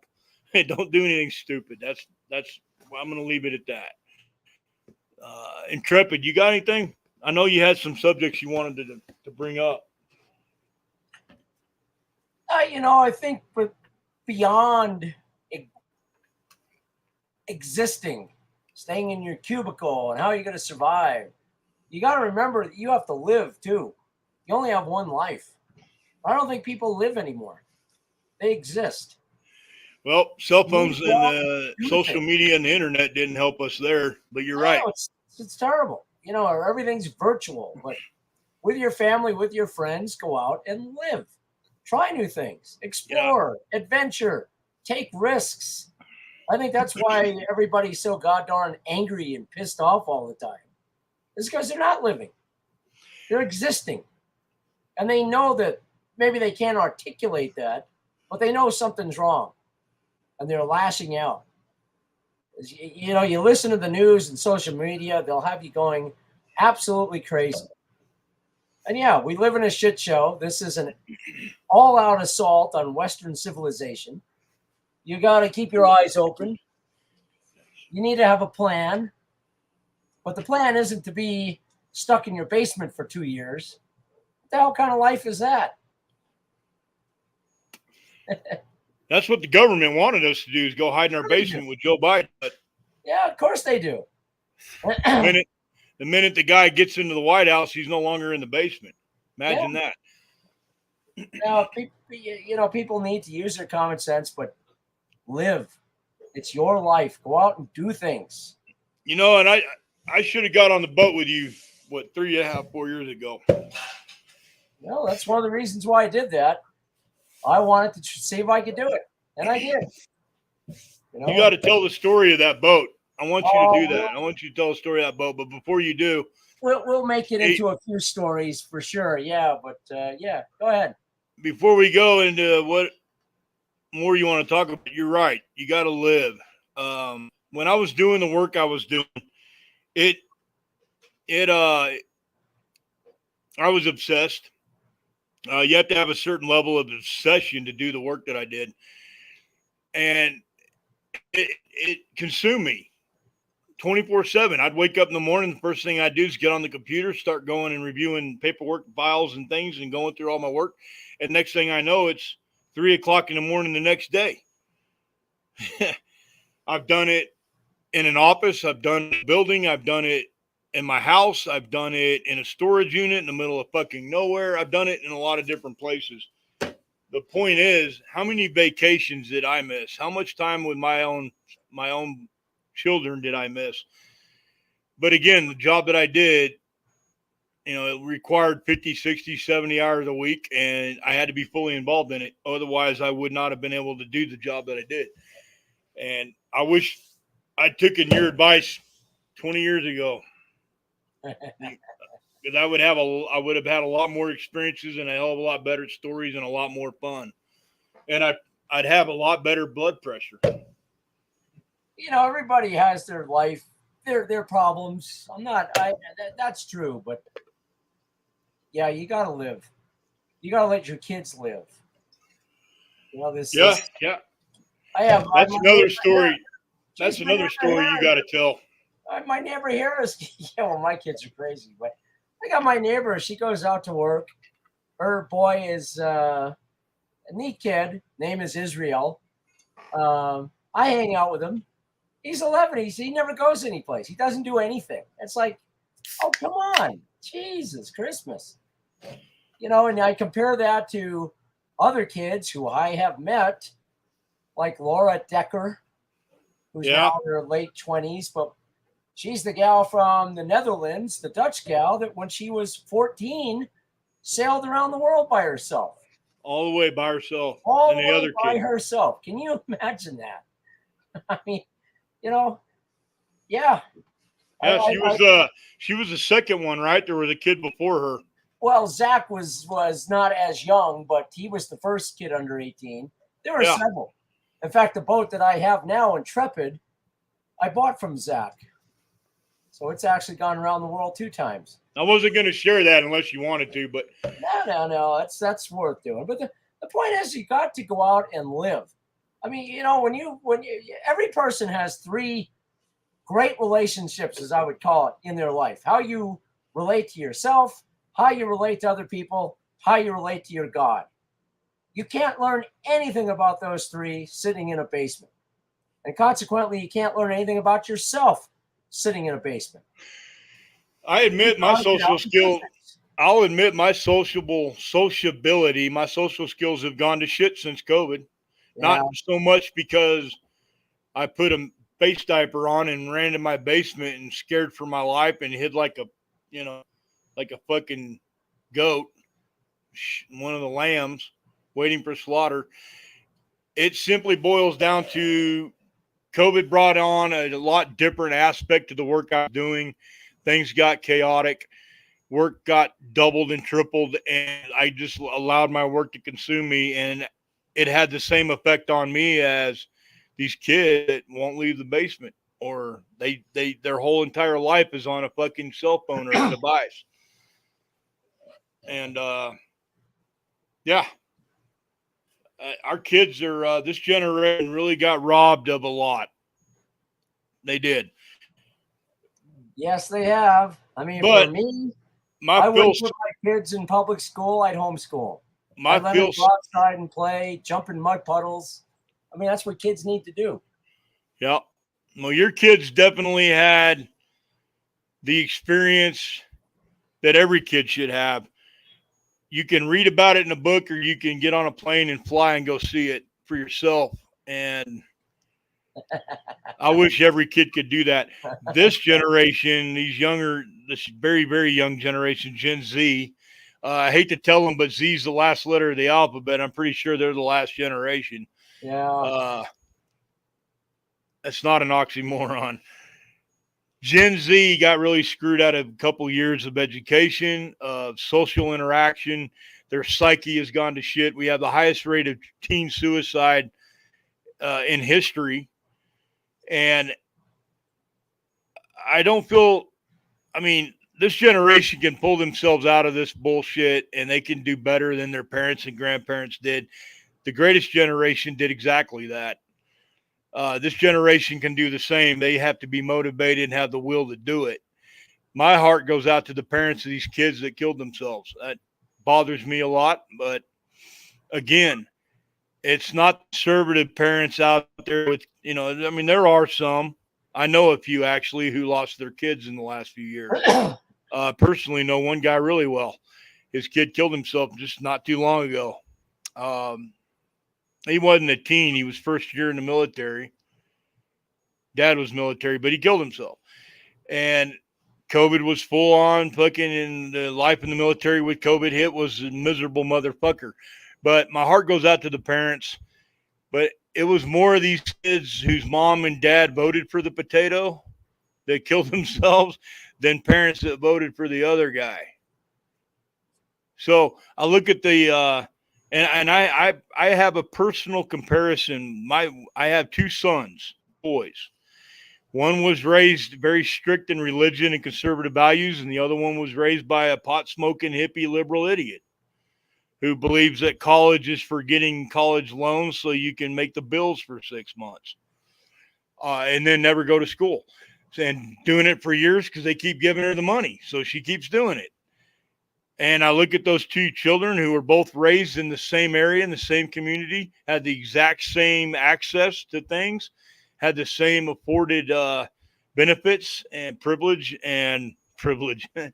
They had every opportunity. They're both doing well now. My boys are very intelligent, very smart, but turned out a little loopier than the other. And I can just say that parenting has everything to do with that.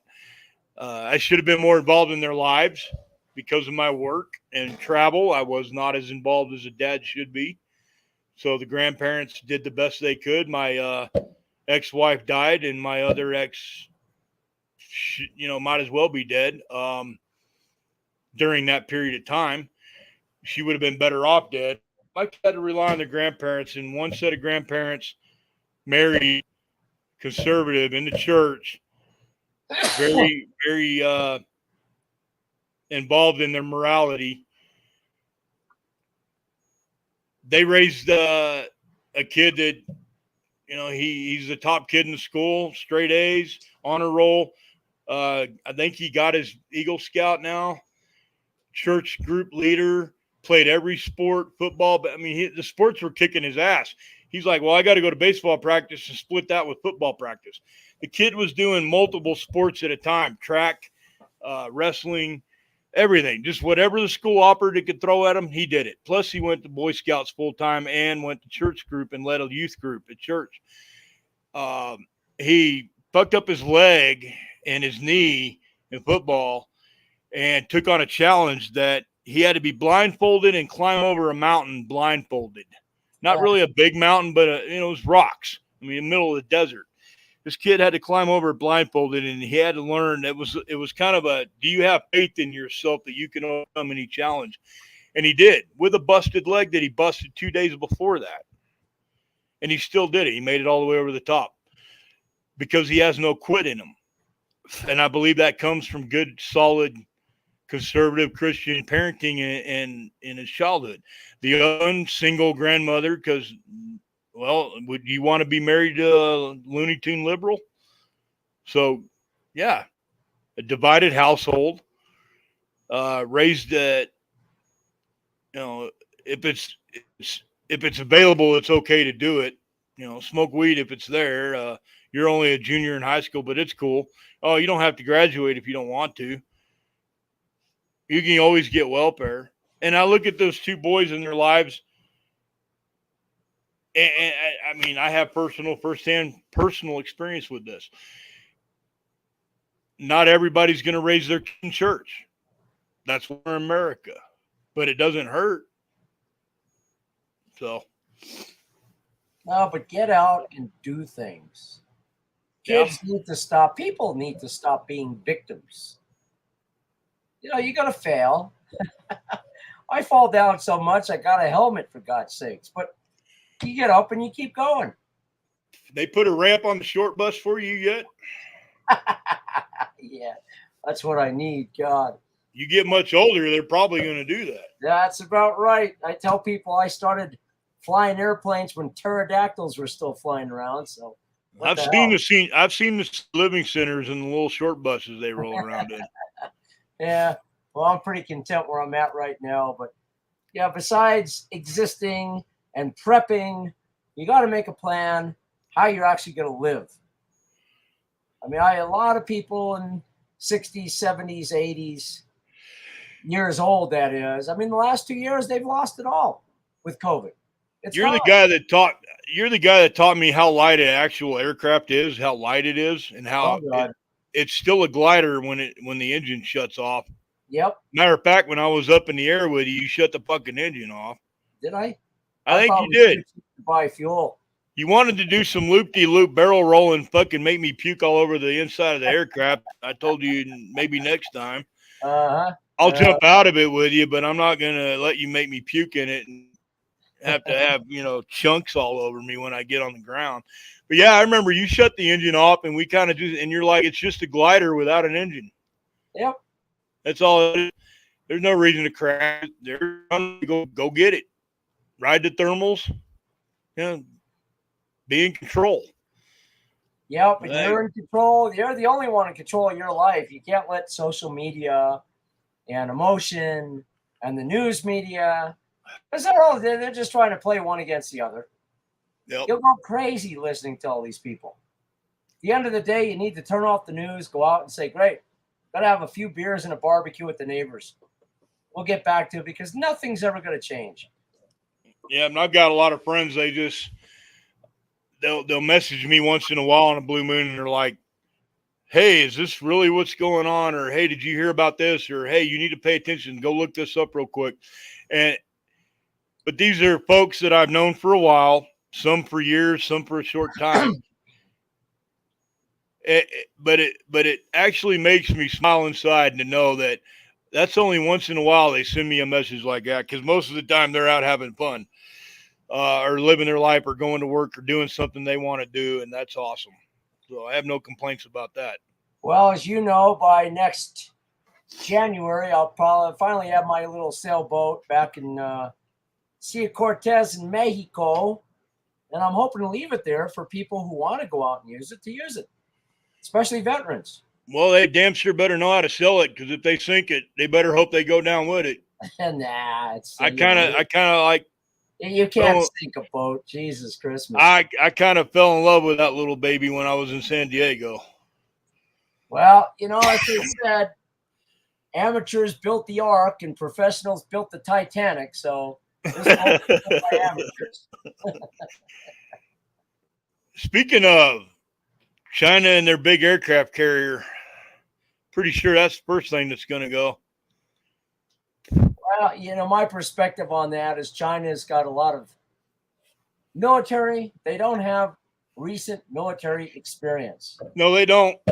They march well. They kick their legs up on a 45-degree angle, but it takes more than a lot of ships and a lot of guns to run a military. There's logistics. There's beans and bullets. And if you haven't done it in a long time, I mean, to this day, I don't understand with all those Russian assets sitting on the road in Russia. Christ, if they had one 810, they could have wiped all those out in one strike. But, I don't know. Ukraine was even more incompetent, I guess, but I don't think that we would be that incompetent if it came down to it. Well, I got news for China where it concerns Taiwan. It's got the worst of 3 different worlds. It's an island. Yep. And we know from experience how hard islands are to take. It's mountainous and some of the roughest terrain on the planet. I wouldn't say it's quite Afghanistan, but it's very similar in the terrain. That's going to be a bastard to fight on. And 3, it's urban. Where it's not mountain, where it's not, it's urban. And that's something that I don't think China has a whole lot of experience in, is urban combat, urban warfare. Nope. And Taiwan, that is a monster of its own. That's a monster all by itself. That's not something you can really learn to train for. That's something you got to experience and adapt as you do it. And then you can come back with some of those experiences and teach the new guys. But at the end of the day, urban warfare is a motherfucker. That's 2 reasons why the United States would be the worst country to try to invade. There's a rifle behind every blade of grass. I believe Admiral, trying to remember, maybe it was Yamamoto in Japan that said that behind every blade of grass is a rifle waiting to kill. Translated in Japanese, but something to that effect. And we have a lot of urban and a lot of rural. We might not own rural right off the bat, but we will own the cities. Unless, of course, INTREPID takes over and just gives it to the Chinese when they show up. Yeah. What a disaster, our cities. Oh, my God. Yeah, and don't forget also, who are Taiwan's neighbors? You got South Korea and Japan, both of whom are in a love relationship with China right now. So now. No, wait a minute. Japan and China or Japan and South Korea or North Korea? I'm being sarcastic. Oh, okay. Yeah, Japan South Korea, China, Koreans hate Chinese, Japanese hate Chinese, China hates Japanese, and South. There is no love there. Not to mention Vietnam, Thailand. Exactly. So you got everybody hates the Chinese. You got Taiwan, and their 2 closest neighbors had 2 other huge naval countries that also hate China. So, yeah, whatever. I just don't think it would be as easy for China as the news media tends to believe. But the thing about the Japanese is they can go from modern times, present day, back to 1941 to 45. They could go back to 1916. They can go back to 843. They can go right back to their experience just like that. The way they teach in their schools and their military history, they dedicate part of their kids' schooling to learning and understanding military, modern, and historical combat. The Japanese are very adaptable, and they can go back to 1940 to 45 just like that. They do have something to tell China, and China should listen. They've already had their ass whooped Japan how many times? Yeah. Yep. They had their ass kicked, and without our help, Japan would have fucking overrun China. But they're also an island. And island warfare, if it's island warfare better than anyone, it's the Marine Corps and their history. Landing on Normandy, Omaha, and Utah during D-Day was one thing. Invading an island that's held by the Japanese was a whole different animal. And and I've studied history. One of the things I majored in was military historical precedents, combat, the way that they fought it. And I still watch occasionally on YouTube the old documentaries on World War II, and especially North Korea and the Korean War and the Chosin Reservoir. I love those stories because every one of them, you constantly learn something new each and every time you watch it. And then you kind of take that experience from that old timer talking about his experience in that war and compare it to something maybe you experienced. You know what? PTSD is not an excuse. It's an ailment, it's a disability, but only if you allow it to be. You have to own it. Just a few nights ago, I had a really rough night. I couldn't sleep. It was just terrible. But you know what? I'm still here today because, like you said, you got to own it. You gotta own your life. Yeah, and I'm not. You don't see the old timer. You don't see a lot of Vietnam veterans acting crazy anymore, crying and bitching and whining. They've come to accept their experience, their trauma, and they've pushed on, moved on. Their corporations they own, small businesses they own. They're successful. They're punctual. They do their job. They go to work every day. They live their life. I know 3 different Vietnam veterans that are in my family. 2 of them are pretty normal, successful. Actually, one of them just passed away 10 years ago. And then I have the third uncle who's fucking nutcase. So absolute fucking nutcase. He helped write the book on talk radio. Rush Limbaugh refused to talk to him. It's pretty bad when Rush Limbaugh won't talk to you. It's really bad when fucking the other Howard Stern idiot won't talk to you. But Art Bell, who used to do Coast to Coast AM, which was the most listened to radio program, second to Rush Limbaugh, the Golden Mike Network, whatever he called it. That's the first time I cried for somebody I was not related to or served time and did shit with. That was the first time I actually had tears in my eyes when that man died. I've known Rush Limbaugh in my life since 1989. I listened to him royally and loyally for that long until his death when he passed. That guy probably is a large part of the reason why I'm not a fucking lunatic and a liberal, because he was brilliant and he made sense of the shit that they were trying to make no sense of when it was government and politics. Absolute brilliant. And it broke my heart when he died the way he did. It really, every morning I got up, I went to work, and I turned on Rush Limbaugh for 3 hours every fucking day for decades. When I was overseas, I got it on the internet, and then eventually it wound up to where he had a website to where I could listen to it on there and not, have to pirate the show on some pirate website. But I tried to stay in touch with Rush Limbaugh's programs decades, and it broke my heart when he went. But my uncle was the reason why Art Bell even had a fucking job. He told me that when he was managing the radio station, and people will probably be able to figure out who my uncle is now that I mentioned that, but I don't care. Not really. Art Bell worked at like 11 different radio stations, but at the one my uncle was managing at the time, he cracked a joke, and he cracked a lot of jokes over the years, but being a crazy Vietnam vet, chasing the dragon and smoking weed all day and growing it before it was legal because he didn't give a fuck. He really did not give a fuck. He told me they used to pay Art Bell to shut up and play music and be a disc jockey and not let him talk on the radio because all he would talk about was aliens and shit. Yeah. And so they told him not to talk anymore. Uh-huh. And then Art Bell eventually became Coast to Coast AM. And when I was working in the middle of the night, that would be my other program that I would tune into.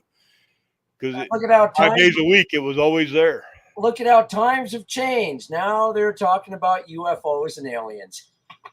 And Congress and the Senate want to charge radio stations taxes for foreign-owned radio companies. Yeah. So now that in turn, gets delivered down to us, and that means AM radio and FM radio, free band airwaves goes away. You want to listen to radio, you're going to pay for it.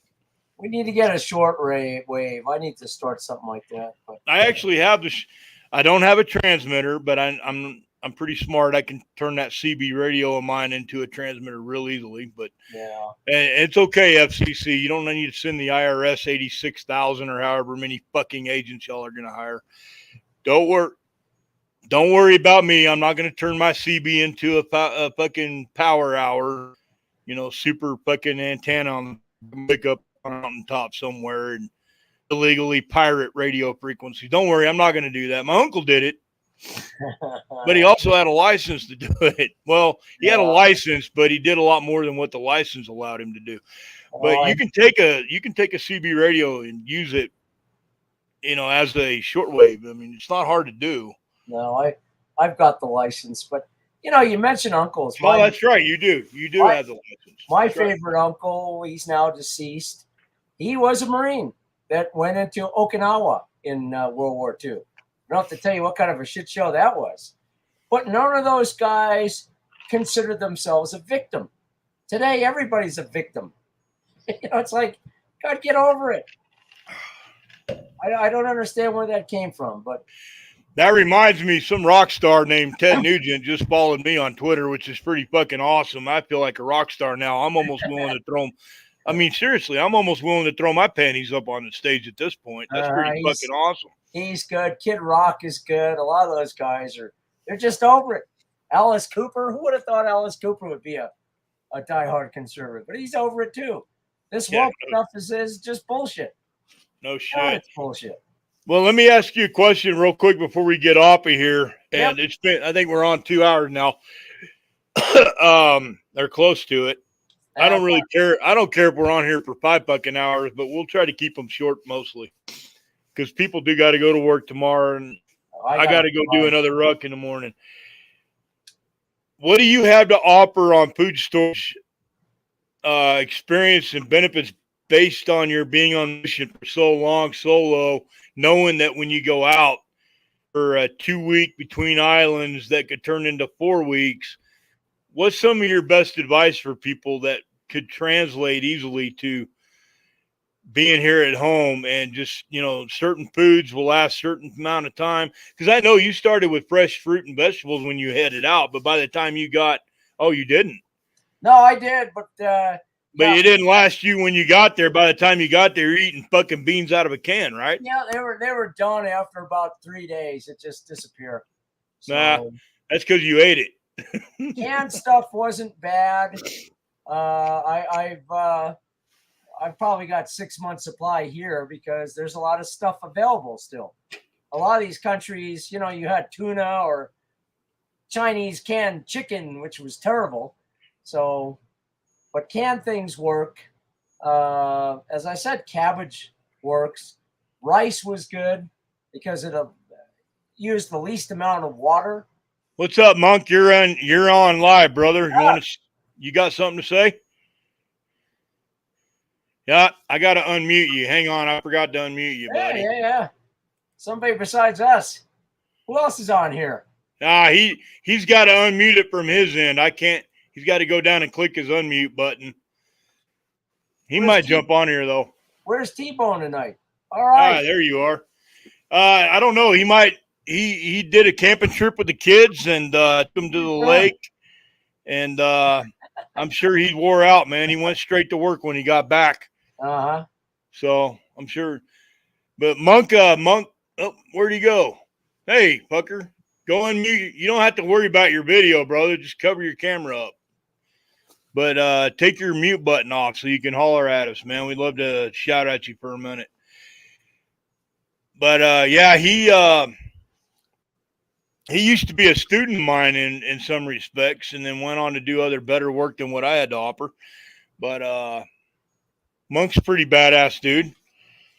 My other brother, Kevin, he's the one with the Malinois and the dog training and boarding.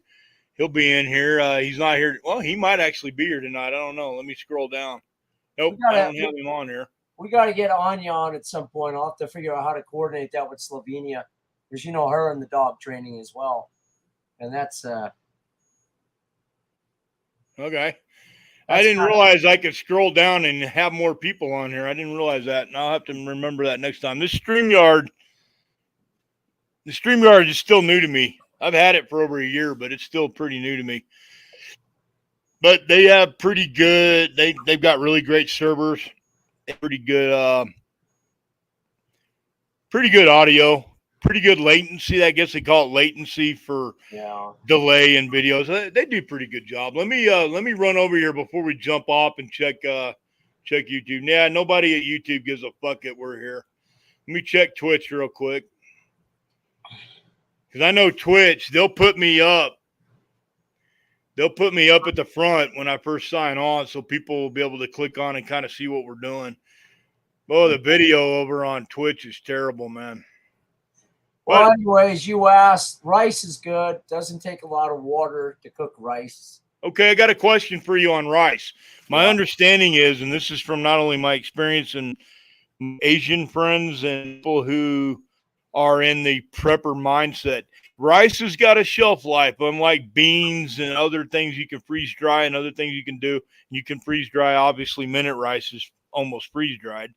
But long grain and your other rices, just in the bag off the shelf, that has a shelf life. It's good for what, 2 years, and after that, it's going to start having problems. And rice is kind of one of those foods that make you sick if you eat it when it's bad. Is that am I correct? Honestly, that I don't know. I've never kept rice that long. So, but yeah, rice and beans. Wow. Okay. Good. Let's look into that. Yeah, I will. Let's check into rice, because rice is one of those foods that's gone up in price. I looked at a 20-pound bag, and it's almost $10, which is, I mean, that's not bad. You got to figure a 20-pound bag is easily 40 meals, if not more, if you don't eat heavy like I do. I mean, I eat a lot of food. I'm a big fucking guy, so I eat a lot of food. You know that, because I remember you cooking barbecues and making cool-ass Swedish dinner, and I'm like, but bro, I'm still hungry. And you're like, for Christ's sake, I made enough for 5 people. But I'm a big guy. And I eat a lot of food. So, But that being said, I'm going to check into that rice thing, because I don't want to give people bad information. But I do understand it does have a shelf life. I figure before it expires, you can always turn it into vodka, or not vodka. I don't know. You could maybe make a sake vodka mixture, right? Some kind of. Oh God, I remember when I was in Russia. The Coke cans with the flip tops that they have. Yeah. They have vodka in flip top cans like that. Fuck yeah, in Russia. Well, these guys are just. I went, oh my God. Yeah, I have to admit, I had fun in Russia. That's another story. Getting kicked out of Lenin's tube. Hey, brother, we got you. But your audio's coming in broken up really bad, bro. Yeah, you're always broke up though, because you're always in a bad spot. Are you in the building? Affirm. Oh, okay. Well, you had to be outside, probably get better signal. But I heard affirm loud and clear. Yeah, you got background noise. You can't have that. If you have us on the stream and I don't know, you're not really doing a call. Hey, do me a favor. At the bottom here, where you see that, whatever they call it, the banner at the bottom, the ticker tape, I'm going to put the phone number up real quick. Give me 1 second here. Go ahead and call me direct. Get off the stream and just call me. There's the number at the bottom, 202. It's the DC number, bro. My old work number. Call that number, 869-2602. It'll give us an opportunity to check it out anyway, make sure it works. So he says that Spanish rice has a decent shelf life. Oh, you can hear him pretty good? No, I'm reading what he said. Oh, I didn't know he put a comment in there. Yes. Yeah, I don't have any comments up here. Oh, geez, it's your show. Yeah, I know. Hey, man, I only know about half of what the fuck I'm doing here, but I'm trying. Yeah. We'll figure it out as we go. Yeah. Oh, there we go. Private chat. Hey, wait a minute. How do you have fucking access to my private chat, fucker? I don't know. All right. Spanish rice has a decent shelf life. Well, dude, Spanish girls don't. So what the fuck? I mean, as soon as they turn 19 years old, they blow up like a fucking balloon. But even when you don't get them pregnant, Mexican girls. But hey, like I said, this show's called Fuck Your Feelings. So if I offended anybody, that's awesome. Yeah, I think the Democrats are really going to be surprised this election with the, what do they call them? Latinx crowd. None of them are going to vote for it. Oh, no. You can't. No, it's Latinx. Yes. You know, when I arrived into Florida on the boat, I went to a bar. Yeah. Really cute gals there from Cuba and the rest. I asked them about that. I said, so do you prefer Latina or Latinx? They're like, what the fuck is a Latinx? I said, I don't know. Isn't that what they're calling you people now? I said, no. Latino, Latina. That's it. Latinx. Give me a break. Joe Biden is an idiot. But that's another story. I don't know where they come up with this crap. Well, where do liberals come up with most of the shit they think? Yeah. So my crazy Vietnam vet uncle used to have this thing called stinking thinking. And ever since I was a little kid, and I'll never forget this, I was probably 6 years old, maybe 5, 6 years old, and he moved out to the state. He won't come past the 101 now in California. He's like, everything east of the 101 ain't worth a fuck. Well, that's because he loves the ocean so much. He was Navy. But he wasn't just Navy. He was on a blue water vessel in the brown water fucking fight in Vietnam. So he's seen some shit. He's seen a lot of shit, bad shit. He got a Silver Star, 2 Bronze Stars while he was in the Navy. He got fucking demoted several times. They finally gave him a retirement after I think it was almost 25 years after Vietnam when it ended, because he kept going on talk radio and pissing everybody off at the Pentagon because he was talking about classified shit. They threatened to throw him in jail but never did. He called Ronald Reagan at the White House one night direct and actually got Reagan on the phone and made some stupid threat that I'm going to kick your ass or something other.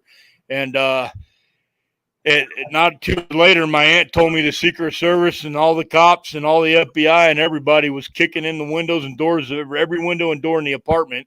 And all they did was take him to the VA, lock him down for 72 hours and let him go home. Because they declared him a mentally unstable, non-violent, non-threat. So they let him go home or charged him. But my uncle's got a history, and I'm proud of it because my uncle's part of who I am. It wasn't for him, I wouldn't have gotten the fight I got into, and I have no regrets. But he told me when I was growing up, after he beat my ass, he had the USS Arizona, a couple other famous ships from the Navy, and a couple Clipper models that he built.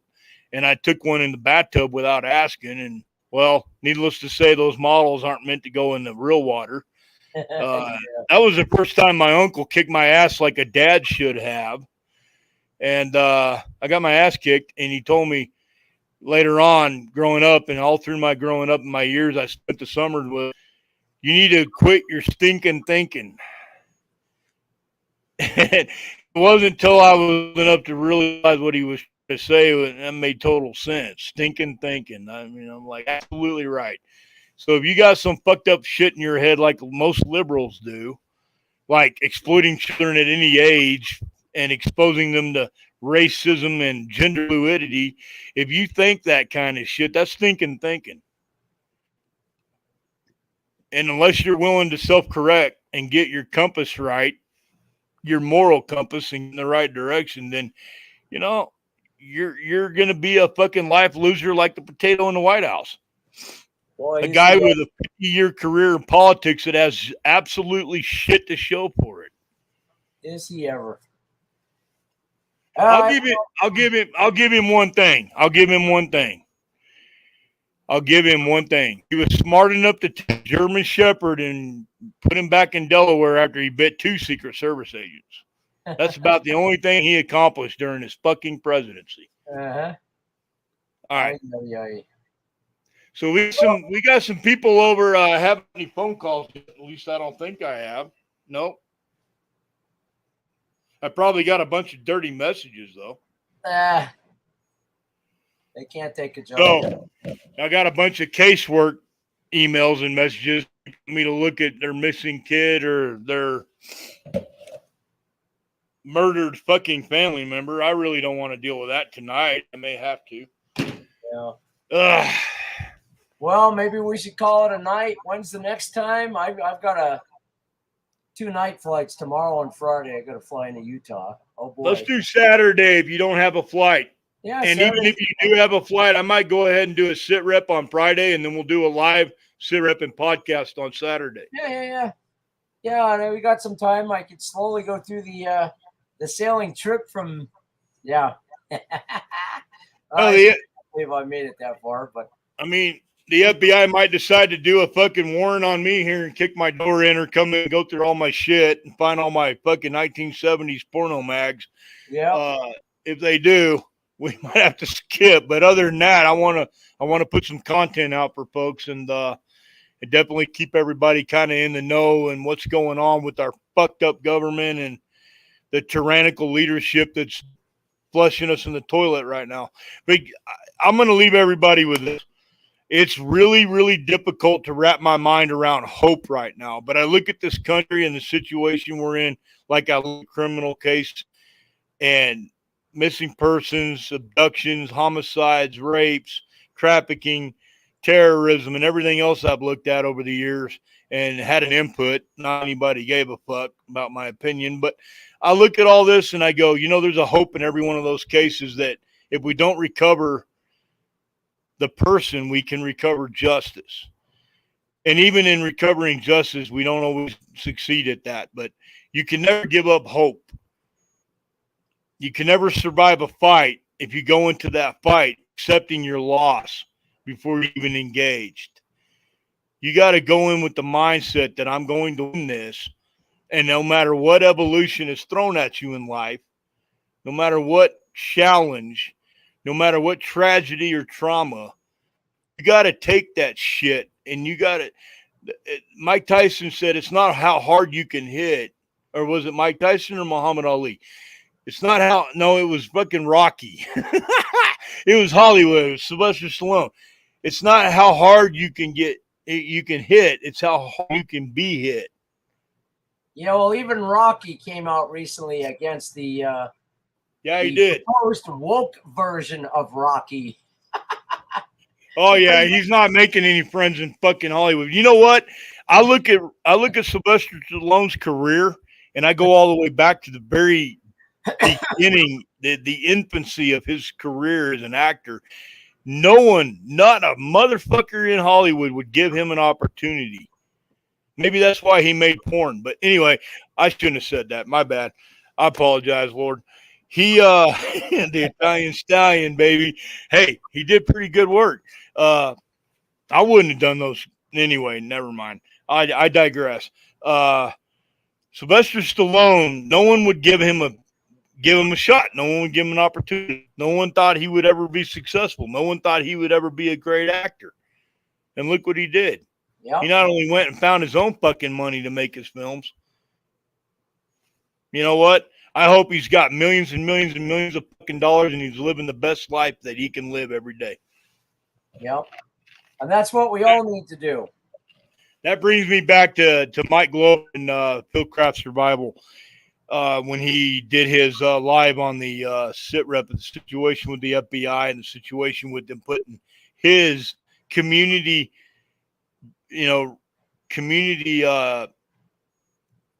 how would I say this? His community, well, I mean, fuck, Obama was a community organizer. Mike Glover is simply somebody who's given people an opportunity to take some tools that he's learned over the years and decades serving in the military as a Green Beret and a contractor and a CIA guy. He's taken that experience and given people an opportunity to take some of those skills that he's learned and use them to better their life, better their motivation, better their community, and do the right thing. And then when disaster strikes, because inevitably it will, it gives them motivation, the foundation, and the faith in themselves to go out and do what needs to be done and be able to take charge. And Mike Glover said tonight or day. I think earlier this morning when I was watching. Man, I can't keep my days straight, brother. I watch some of these guys, but he's himself. Well, I do think Do better. people have Do people have the ability.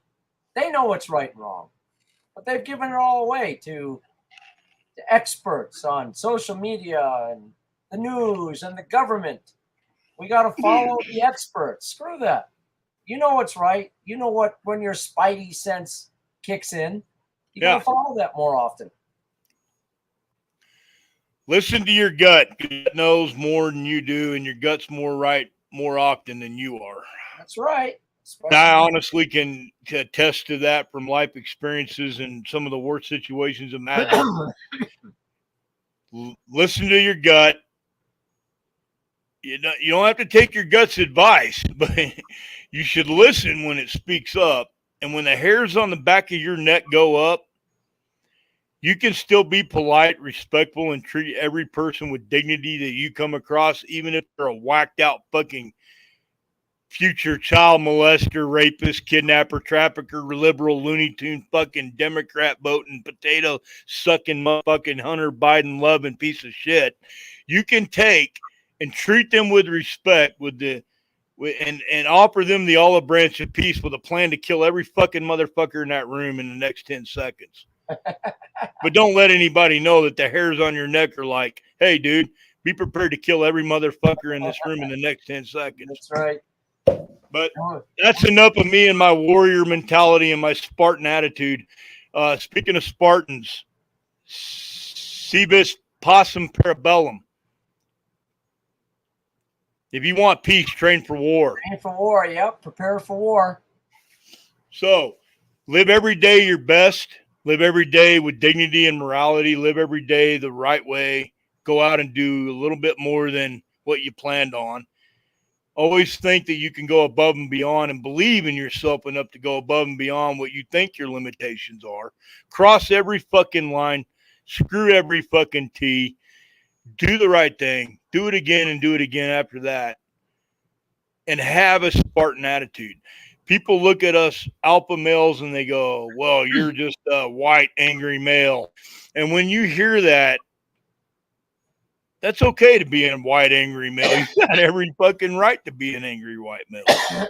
Yeah, well, what we have. And even if you're not white, I'm not white. I'm Irish and fucking, I'm prairie, I'm going to say it, prairie Negro. There. I said Negro. And you can't ban me because I didn't say nothing bad. That's right. As a Native American, you can try and call me as racist as you want, and I will feed you your fucking lunch through a straw and a tube.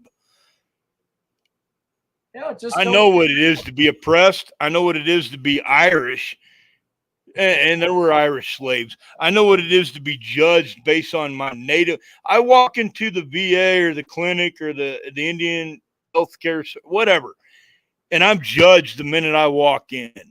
I'm judged because I'm Native American by white people, and I'm judged by Native Americans because I don't look fucking Native American.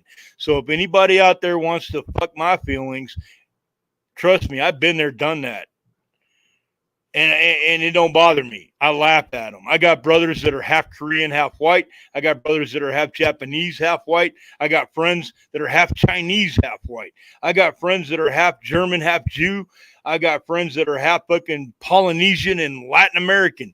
And every fucking one of them are the baddest motherfuckers I've ever known. They are some of the best warriors and the most loyal people on the planet. And I got their back, and I know they have mine, and I would fucking, I'd go to hell and back. And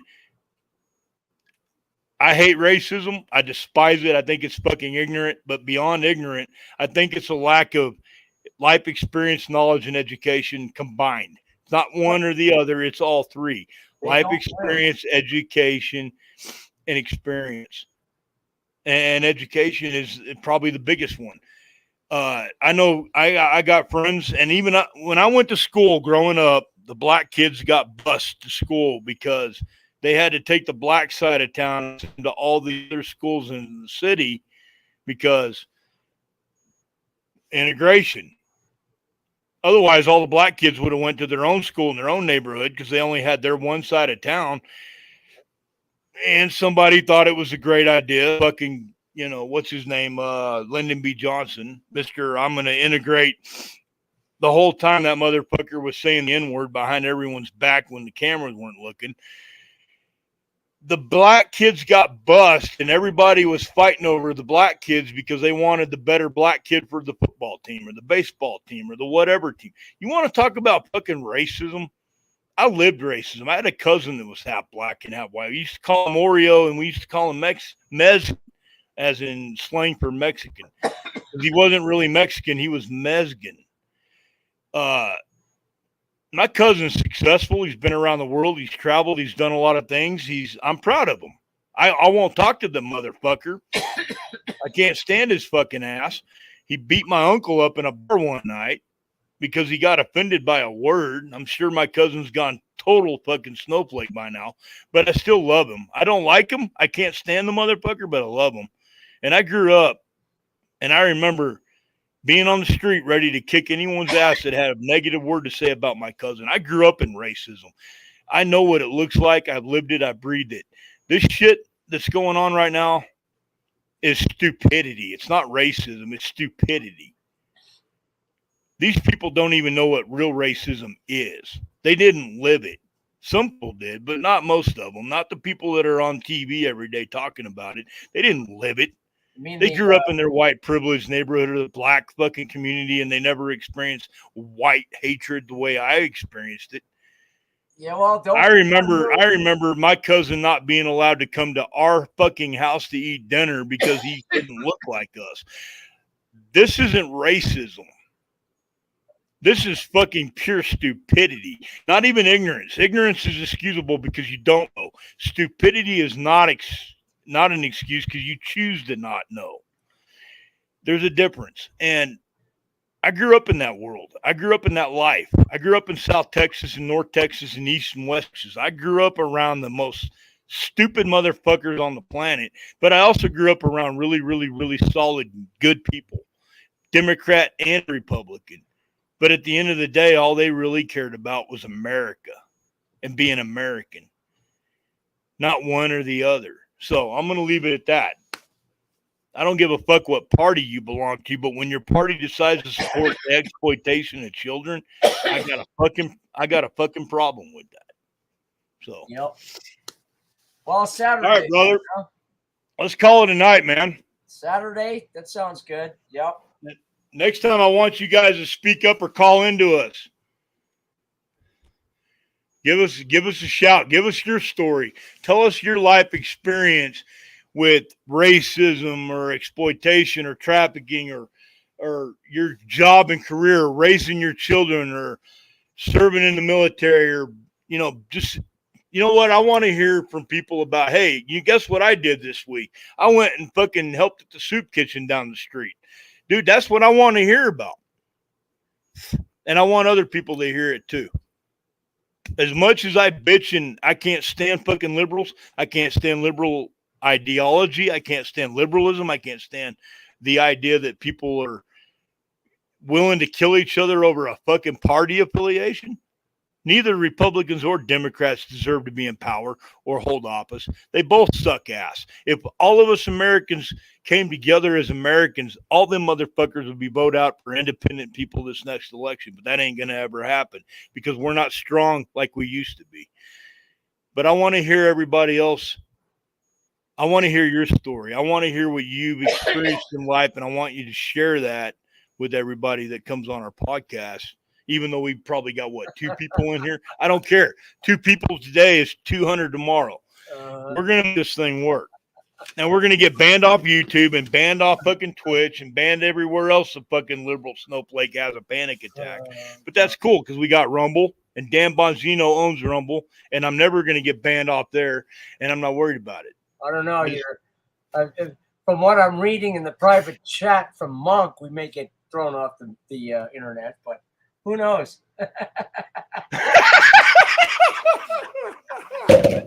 Hey, man, that's my former student and my brother, and he's Native American too.